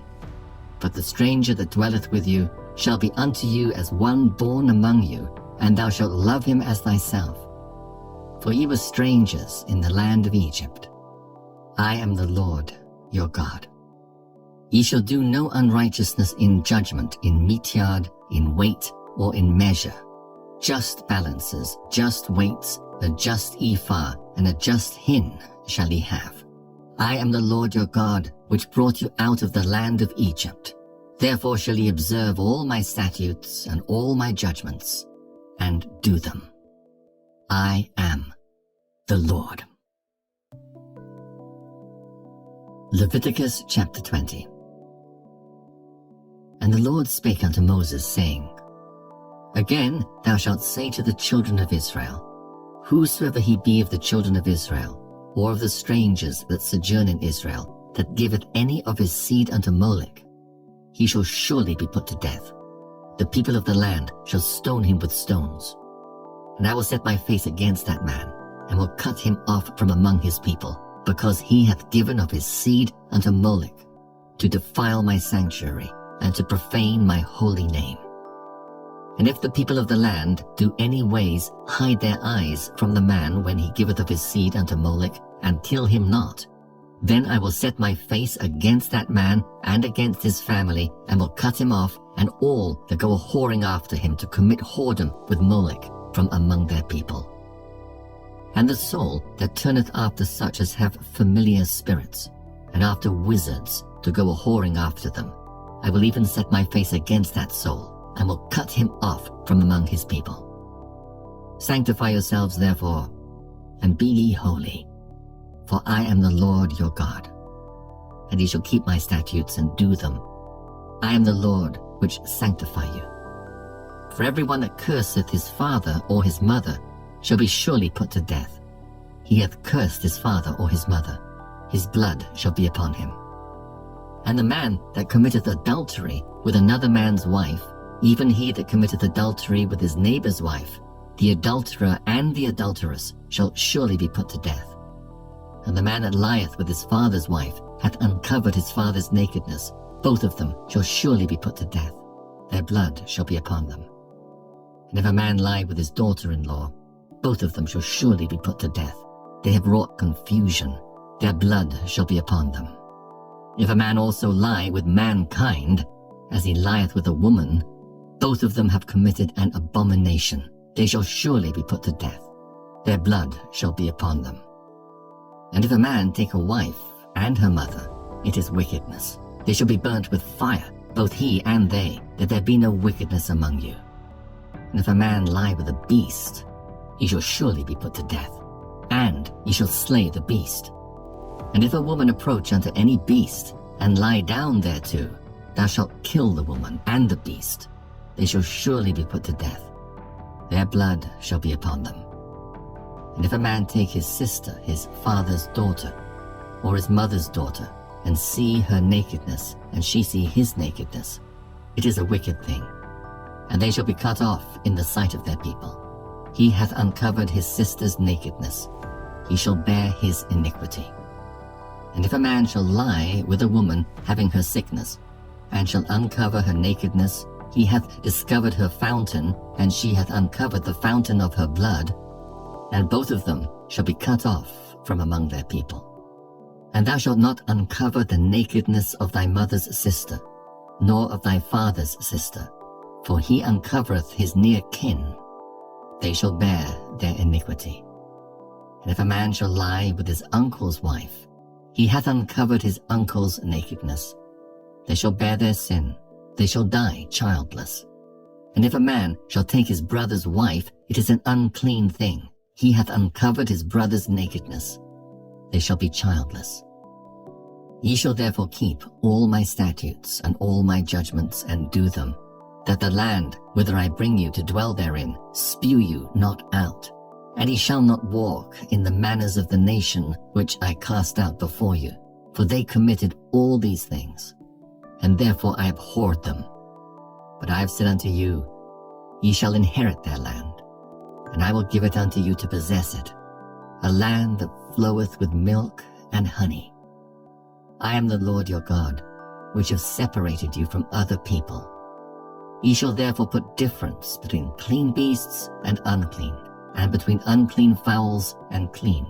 And ye shall not make your souls abominable by beast, or by fowl, or by any manner of living thing that creepeth on the ground, which I have separated from you as unclean. And ye shall be holy unto me, for I the Lord am holy, and have severed you from other people, that ye should be mine. A man also or woman that hath a familiar spirit, or that is a wizard, shall surely be put to death. They shall stone them with stones. Their blood shall be upon them. Leviticus chapter 21. And the Lord said unto Moses, Speak unto the priests, the sons of Aaron, and say unto them, There shall none be defiled for the dead among his people, but for his kin that is near unto him, that is, for his mother, and for his father, and for his son, and for his daughter, and for his brother, and for his sister a virgin that is nigh unto him, which hath had no husband. For her may he be defiled. But he shall not defile himself, being a chief man among his people, to profane himself. They shall not make baldness upon their head, neither shall they shave off the corner of their beard, nor make any cuttings in their flesh. They shall be holy unto their God, and not profane the name of their God. For the offerings of the Lord made by fire, and the bread of their God they do offer. Therefore they shall be holy. They shall not take a wife that is a whore or profane, neither shall they take a woman put away from her husband, for he is holy unto his God. Thou shalt sanctify him therefore, for he offereth the bread of thy God. He shall be holy unto thee. For I, the Lord, which sanctify you, am holy. And the daughter of any priest, if she profane herself by playing the whore, she profaneth her father. She shall be burnt with fire. And he that is the high priest among his brethren, upon whose head the anointing oil was poured, and that is consecrated to put on the garments, shall not uncover his head, nor rend his clothes.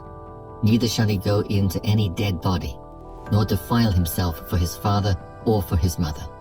Neither shall he go out of the sanctuary, nor profane the sanctuary of his God, for the crown of the anointing oil of his God is upon him. I am the Lord. And he shall take a wife in her virginity, a widow, or a divorced woman, or profane, or an harlot, these shall he not take. But he shall take a virgin of his own people to wife. Neither shall he profane his seed among his people, for I the Lord do sanctify him. And the Lord spake unto Moses, saying, Speak unto Aaron, saying, Whosoever he be of thy seed in their generations that hath any blemish, let him not approach to offer the bread of his God.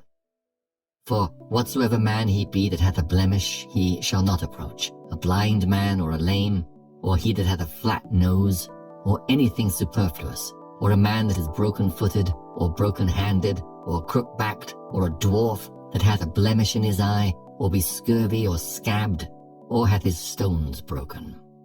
No man that hath a blemish of the seed of Aaron the priest shall come nigh to offer the offerings of the Lord made by fire. He hath a blemish. He shall not come nigh to offer the bread of his God. He shall eat the bread of his God, both of the most holy and of the holy. Only he shall not go in unto the veil, nor come nigh unto the altar, because he hath a blemish, that he profane not my sanctuaries. For I, the Lord, do sanctify them. And Moses told it unto Aaron and to his sons, and unto all the children of Israel. Leviticus chapter 22. And the Lord spake unto Moses, saying, Speak unto Aaron and to his sons, that they separate themselves from the holy things of the children of Israel, and that they profane not my holy name in those things which they hallow unto me. I am the Lord. Say unto them, Whosoever he be of all your seed among your generations, that goeth unto the holy things which the children of Israel hallow unto the Lord, having his uncleanness upon him, that soul shall be cut off from my presence. I am the Lord. What man soever of the seed of Aaron is a leper, or hath a running issue, he shall not eat of the holy things until he be clean. And whoso toucheth anything that is unclean by the dead, or a man whose seed goeth from him, or whosoever toucheth any creeping thing, whereby he may be made unclean, or a man of whom he may take uncleanness, whatsoever uncleanness he hath, the soul which hath touched any such shall be unclean until even, and shall not eat of the holy things, unless he wash his flesh with water. And when the sun is down, he shall be clean, and shall afterward eat of the holy things, because it is his food. That which dieth of itself, or is torn with beasts, he shall not eat to defile himself therewith. I am the Lord. They shall therefore keep mine ordinance, lest they bear sin for it, and die therefore, if they profane it. I the Lord do sanctify them. There shall no stranger eat of the holy thing. A sojourner of the priest, or an hired servant, shall not eat of the holy thing. But if the priest buy any soul with his money, he shall eat of it, and he that is born in his house, they shall eat of his meat. If the priest's daughter also be married unto a stranger, she may not eat of an offering of the holy things. But if the priest's daughter be a widow, or divorced, and have no child, and is returned unto her father's house, as in her youth, she shall eat of her father's meat. But there shall no stranger eat thereof. And if a man eat of the holy thing unwittingly, then he shall put the 5th part thereof unto it, and shall give it unto the priest with the holy thing. And they shall not profane the holy things of the children of Israel, which they offer unto the Lord, or suffer them to bear the iniquity of trespass when they eat their holy things. For I the Lord do sanctify them. And the Lord spake unto Moses, saying, Speak unto Aaron and to his sons, and unto all the children of Israel, and say unto them, Whatsoever he be of the house of Israel, or of the strangers in Israel, that will offer his oblation for all his vows, and for all his free will offerings, which they will offer unto the Lord for a burnt offering, ye shall offer at your own will a male without blemish, of the beeves, of the sheep, or of the goats. But whatsoever hath a blemish, that shall ye not offer, for it shall not be acceptable for you. And whosoever offereth a sacrifice of peace offerings unto the Lord to accomplish his vow, or a freewill offering in beeves or sheep, it shall be perfect to be accepted. There shall be no blemish therein. Blind or broken or maimed, or having a wen or scurvy or scabbed, ye shall not offer these unto the Lord, nor make an offering by fire of them upon the altar unto the Lord. Neither a bullock or a lamb that hath anything superfluous or lacking in his parts, that mayest thou offer for a free will offering, but for a vow it shall not be accepted. Ye shall not offer unto the Lord that which is bruised or crushed or broken or cut, neither shall ye make any offering thereof in your land. Neither from a stranger's hand shall ye offer the bread of your God, of any of these, because their corruption is in them, and blemishes be in them, they shall not be accepted for you. And the Lord spake unto Moses, saying, When a bullock or a sheep or a goat is brought forth, then it shall be 7 days unto the dam, and from the 8th day and thenceforth it shall be accepted for an offering made by fire unto the Lord. And whether it be cow or ewe, ye shall not kill it and her young both in 1 day. And when ye will offer a sacrifice of thanksgiving unto the Lord, offer it at your own will. On the same day it shall be eaten up. Ye shall leave none of it until the morrow. I am the Lord. Therefore shall ye keep my commandments, and do them. I am the Lord. Neither shall ye profane my holy name, but I will be hallowed among the children of Israel. I am the Lord which hallow you, that brought you out of the land of Egypt to be your God. I am the Lord. Leviticus chapter 23. And the Lord spake unto Moses, saying, Speak unto the children of Israel, and say unto them, Concerning the feasts of the Lord, which ye shall proclaim to be holy convocations, even these are my feasts. 6 days shall work be done, but the 7th day is the Sabbath of rest, and holy convocation. Ye shall do no work therein. It is the Sabbath of the Lord in all your dwellings. These are the feasts of the Lord, even holy convocations, which ye shall proclaim in their seasons. And the 14th day of the 1st month at even is the Lord's Passover. And on the 15th day of the same month is the feast of unleavened bread unto the Lord. 7 days ye must eat unleavened bread. In the 1st day ye shall have an holy convocation. Ye shall do no servile work therein. But ye shall offer an offering made by fire unto the Lord 7 days. In the 7th day is an holy convocation. Ye shall do no servile work therein. And the Lord spake unto Moses, saying, Speak unto the children of Israel, and say unto them, When ye be come into the land which I give unto you, and shall reap the harvest thereof, then ye shall bring a sheaf of the first fruits of your harvest unto the priest. And he shall wave the sheaf before the Lord to be accepted for you. On the morrow, after the Sabbath, the priest shall wave it. And ye shall offer that day, when ye wave the sheaf, an he-lamb, without blemish, of the 1st year, for a burnt offering unto the Lord. And the meat offering thereof shall be 2/10 deals of fine flour mingled with oil, an offering made by fire unto the Lord for a sweet savour. And the drink offering thereof shall be of wine, the 4th part of an hin. And he shall eat neither bread, nor parched corn, nor green ears, until the selfsame day that ye have brought an offering unto your God. It shall be a statute forever throughout your generations in all your dwellings. And ye shall count unto you from the morrow after the Sabbath, from the day that ye brought the sheaf of the wave offering. 7 Sabbaths shall be complete. Even unto the morrow after the 7th Sabbath shall ye number 50 days. And ye shall offer a new meat offering unto the Lord. Ye shall bring out of your habitations 2 wave loaves of 2/10 deals. They shall be of fine flour. They shall be baken with leaven. They are the first fruits unto the Lord. And ye shall offer with the bread 7 lambs without blemish of the 1st year, and 1 young bullock, and 2 rams. They shall be for a burnt offering unto the Lord, with their meat offering and their drink offerings, even an offering made by fire of sweet savour unto the Lord. Then ye shall sacrifice 1 kid of the goats for a sin offering, and 2 lambs of the 1st year for a sacrifice of peace offerings. And the priest shall wave them with the bread of the firstfruits for a wave offering before the Lord with the 2 lambs.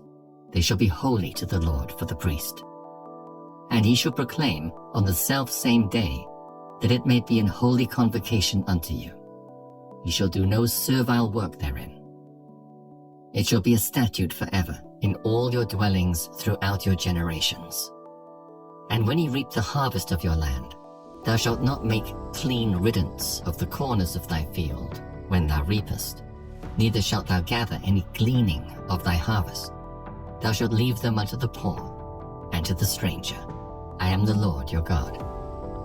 And the Lord spake unto Moses, saying, Speak unto the children of Israel, saying, In the 7th month, in the 1st day of the month, shall ye have a Sabbath, a memorial of blowing of trumpets, and holy convocation.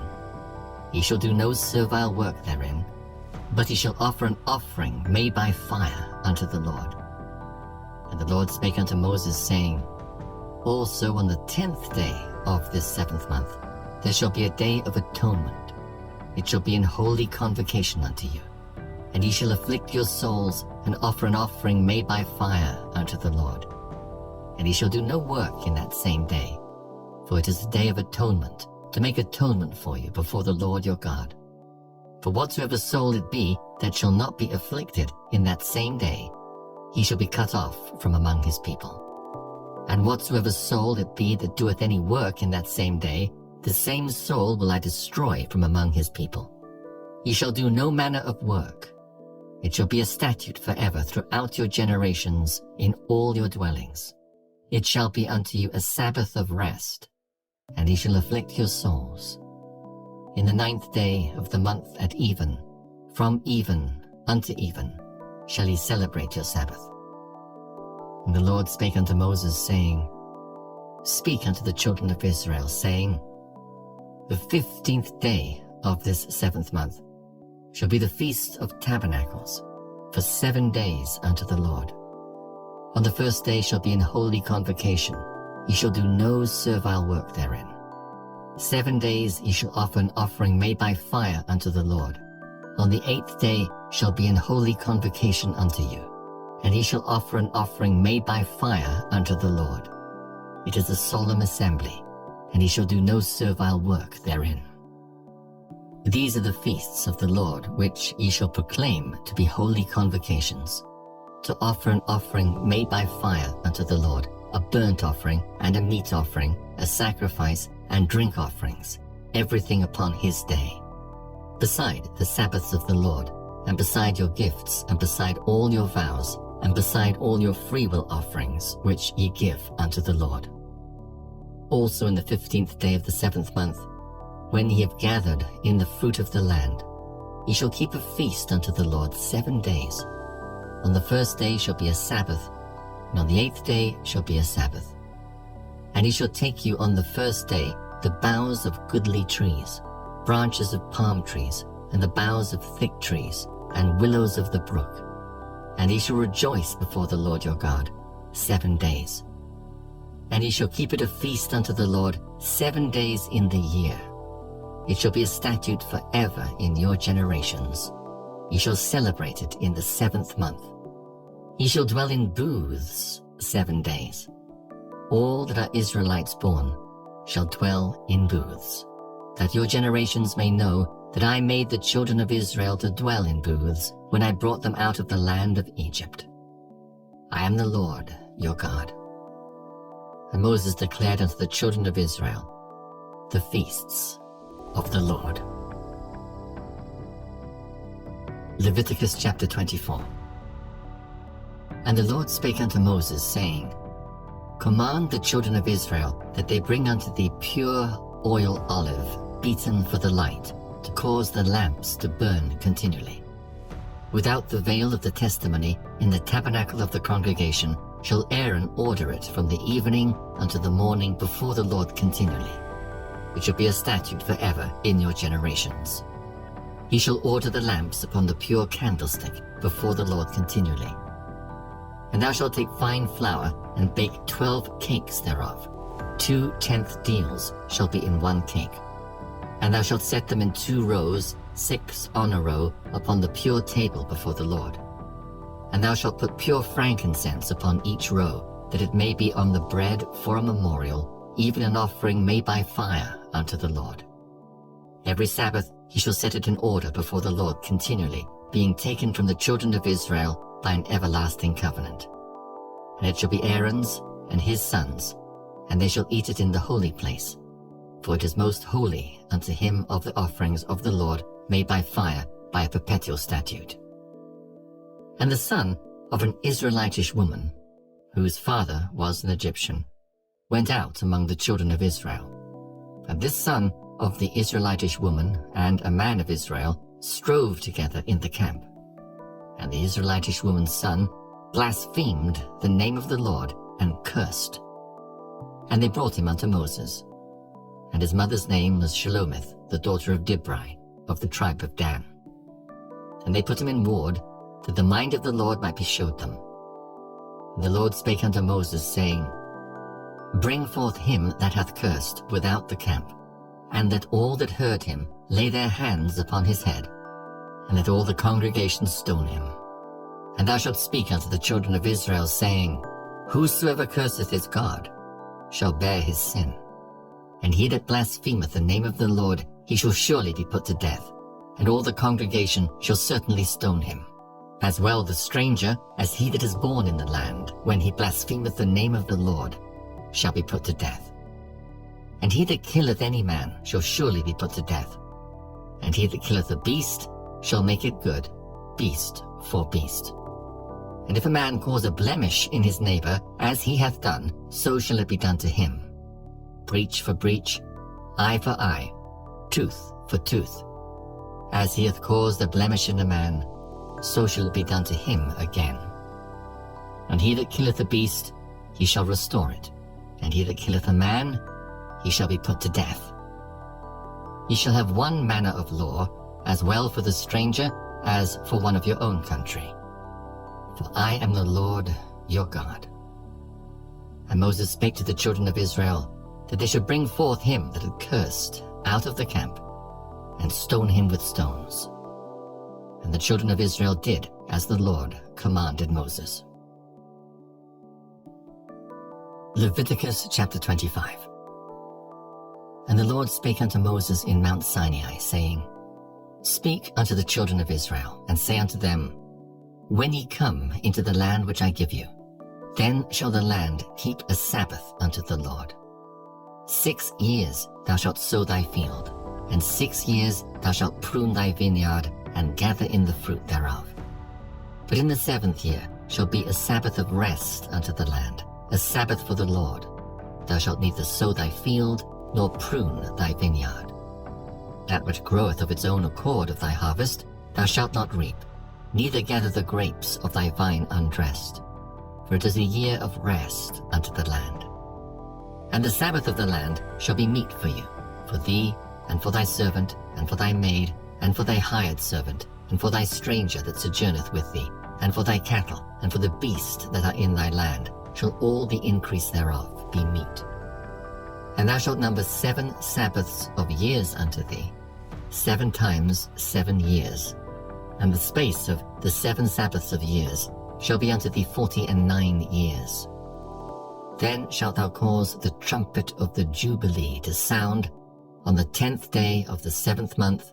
In the day of atonement shall he make the trumpet sound throughout all your land. And ye shall hallow the 50th year, and proclaim liberty throughout all the land unto all the inhabitants thereof. It shall be a jubilee unto you.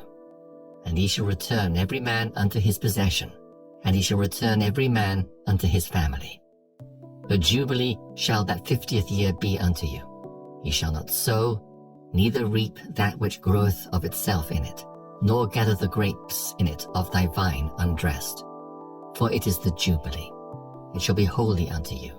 Ye shall eat the increase thereof out of the field.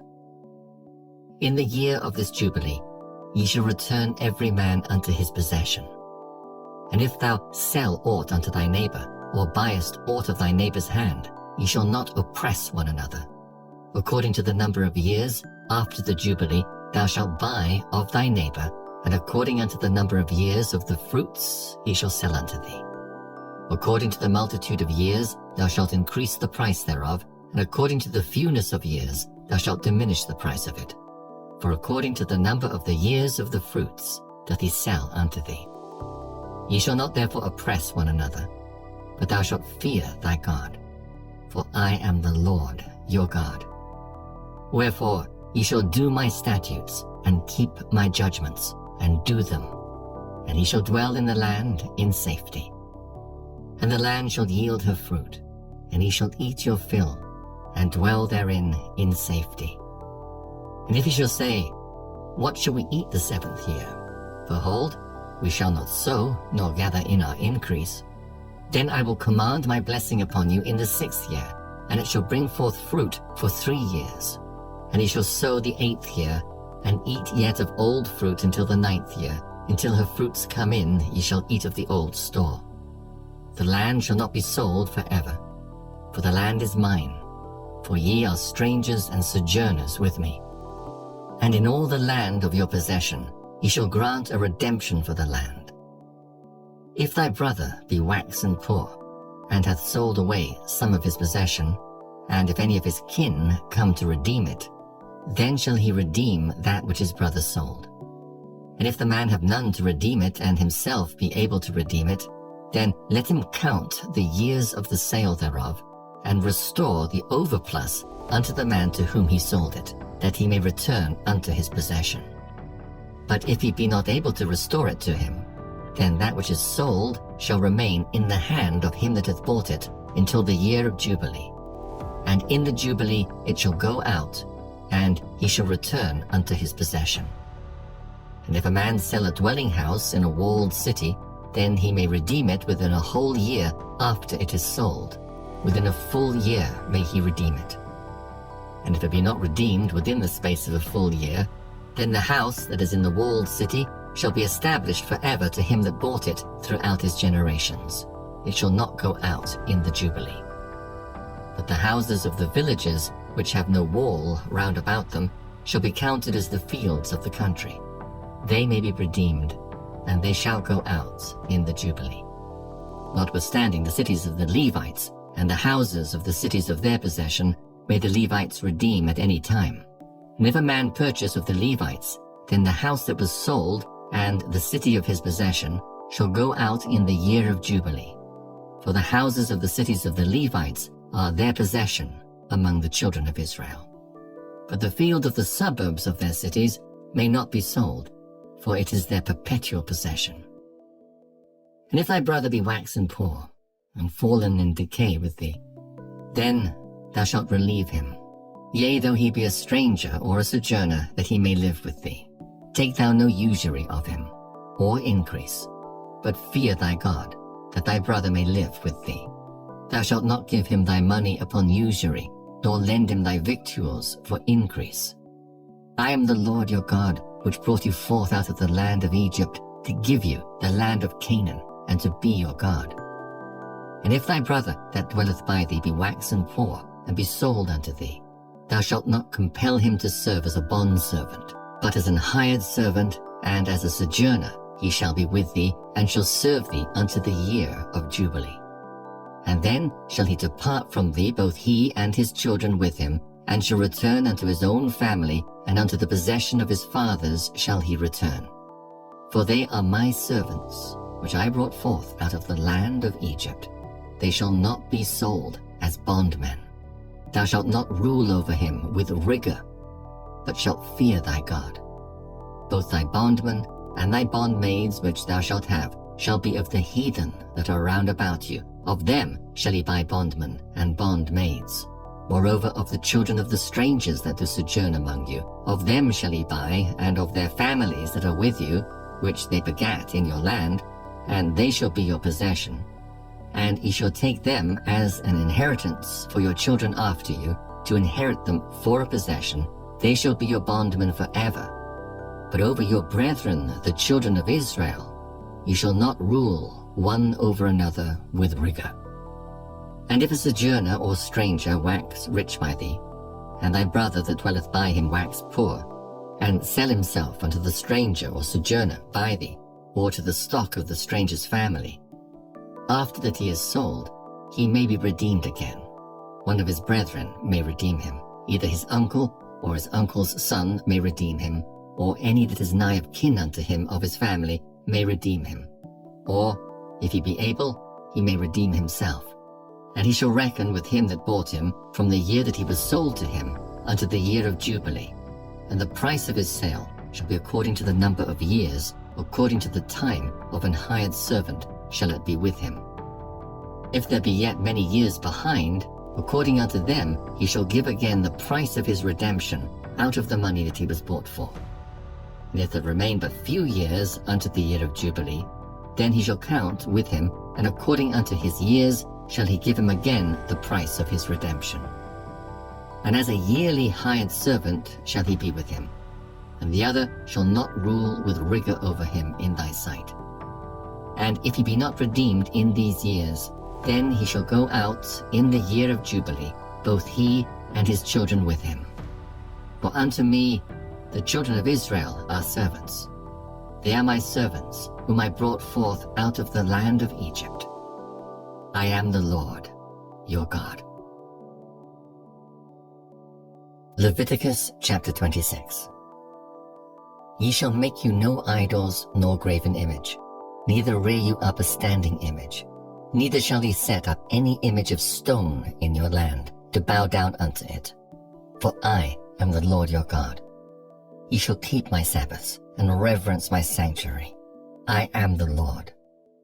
If ye walk in my statutes, and keep my commandments, and do them, then I will give you rain in due season, and the land shall yield her increase, and the trees of the field shall yield their fruit. And your threshing shall reach unto the vintage, and the vintage shall reach unto the sowing time. And ye shall eat your bread to the full, and dwell in your land safely. And I will give peace in the land, and ye shall lie down, and none shall make you afraid. And I will rid evil beasts out of the land, neither shall the sword go through your land. And ye shall chase your enemies, and they shall fall before you by the sword. And 5 of you shall chase 100, and 100 of you shall put 10,000 to flight, and your enemies shall fall before you by the sword. For I will have respect unto you, and make you fruitful, and multiply you, and establish my covenant with you. And ye shall eat old store, and bring forth the old because of the new. And I will set my tabernacle among you, and my soul shall not abhor you. And I will walk among you, and will be your God, and ye shall be my people. I am the Lord your God, which brought you forth out of the land of Egypt, that ye should not be their bondmen. And I have broken the bands of your yoke, and made you go upright. But if ye will not hearken unto me, and will not do all these commandments, and if ye shall despise my statutes, or if your soul abhor my judgments, so that ye will not do all my commandments, but that ye break my covenant, I also will do this unto you. I will even appoint over you terror, consumption, and the burning ague, that shall consume the eyes, and cause sorrow of heart.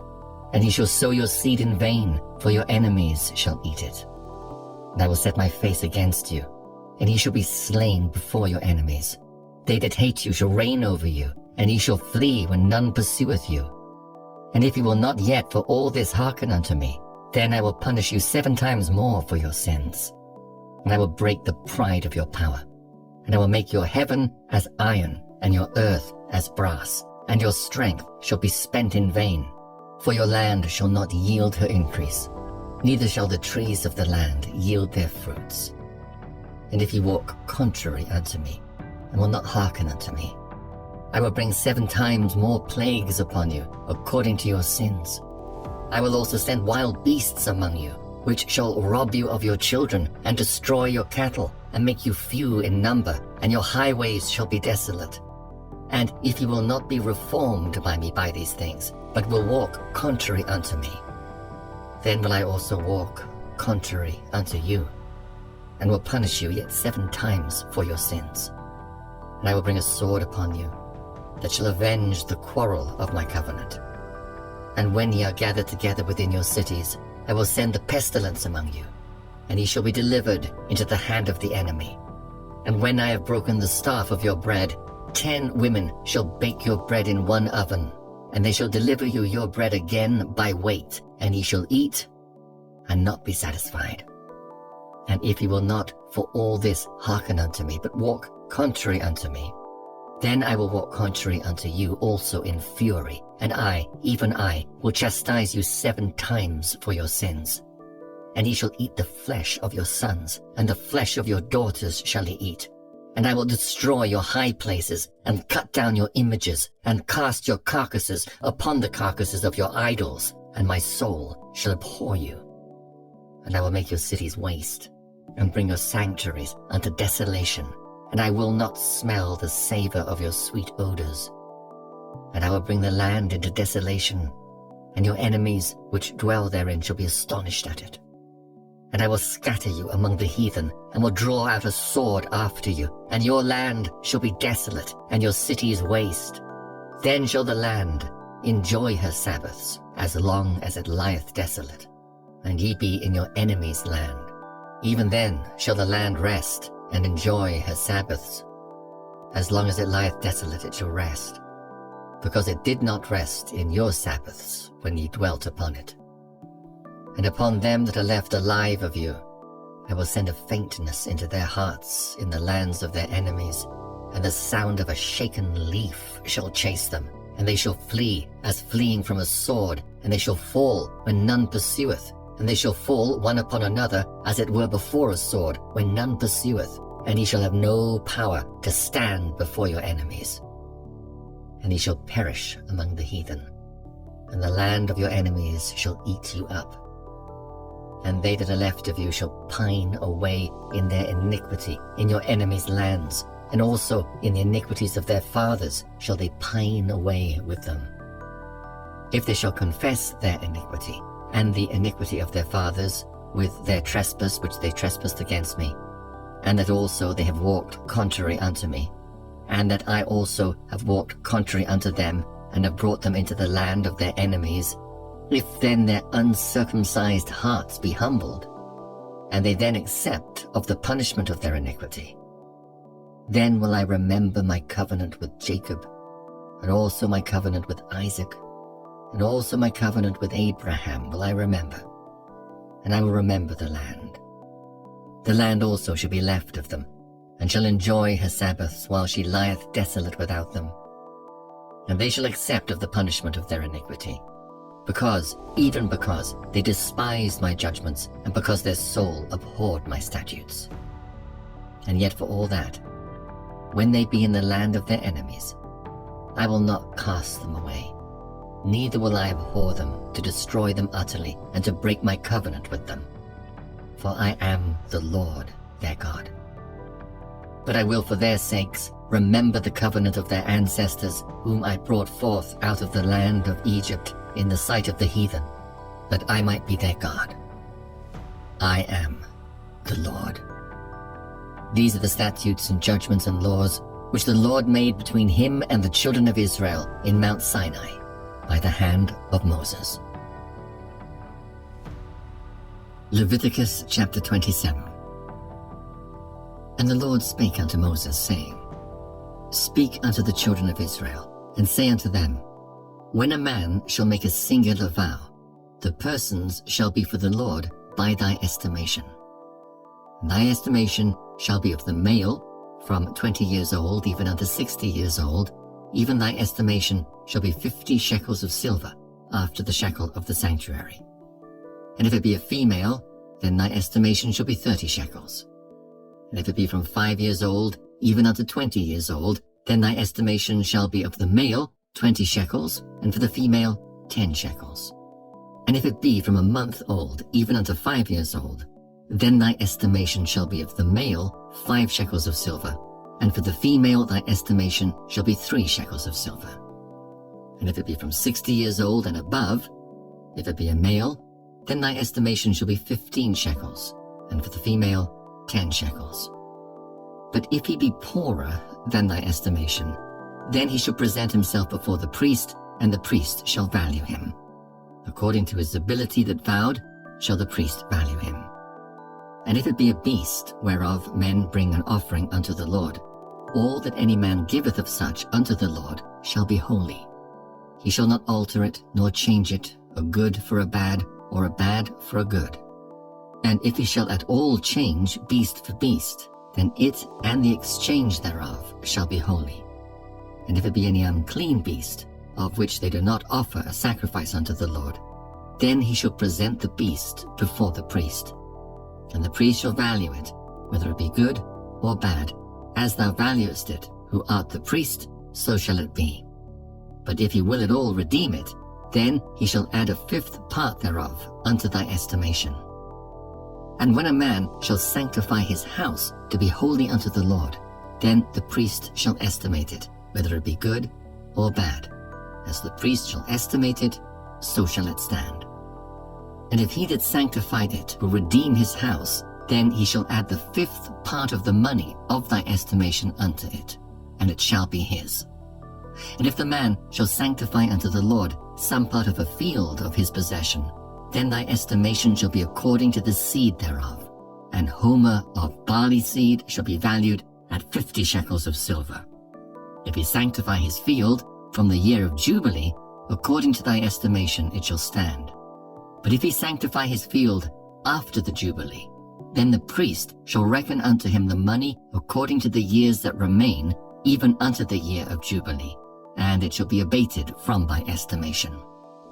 And if he that sanctified the field will in any wise redeem it, then he shall add the 5th part of the money of thy estimation unto it, and it shall be assured to him.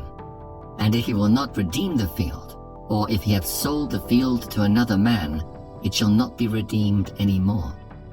But the field, when it goeth out in the Jubilee, shall be holy unto the Lord, as a field devoted. The possession thereof shall be the priest's. And if a man sanctify unto the Lord a field which he hath bought, which is not of the fields of his possession, then the priest shall reckon unto him the worth of thy estimation, even unto the year of Jubilee. And he shall give thine estimation in that day as a holy thing unto the Lord. In the year of the Jubilee the field shall return unto him of whom it was bought, even to him to whom the possession of the land did belong. And all thy estimations shall be according to the shekel of the sanctuary. 20 gerahs shall be the shekel. Only the firstling of the beasts, which should be the Lord's firstling, no man shall sanctify it, whether it be ox or sheep, it is the Lord's. And if it be of an unclean beast, then he shall redeem it according to thine estimation, and shall add a 5th part of it thereto. Or if it be not redeemed, then it shall be sold according to thy estimation. Notwithstanding, no devoted thing that a man shall devote unto the Lord of all that he hath, both of man and beast, and of the field of his possession, shall be sold or redeemed. Every devoted thing is most holy unto the Lord. None devoted which shall be devoted of men shall be redeemed, but shall surely be put to death. And all the tithe of the land, whether of the seed of the land or of the fruit of the tree, is the Lord's. It is holy unto the Lord. And if a man will at all redeem aught of his tithes, he shall add thereto the 5th part thereof. And concerning the tithe of the herd or of the flock, even of whatsoever passeth under the rod, the 10th shall be holy unto the Lord. He shall not search whether it be good or bad, neither shall he change it. And if he change it at all, then both it and the change thereof shall be holy. It shall not be redeemed. These are the commandments which the Lord commanded Moses for the children of Israel in Mount Sinai.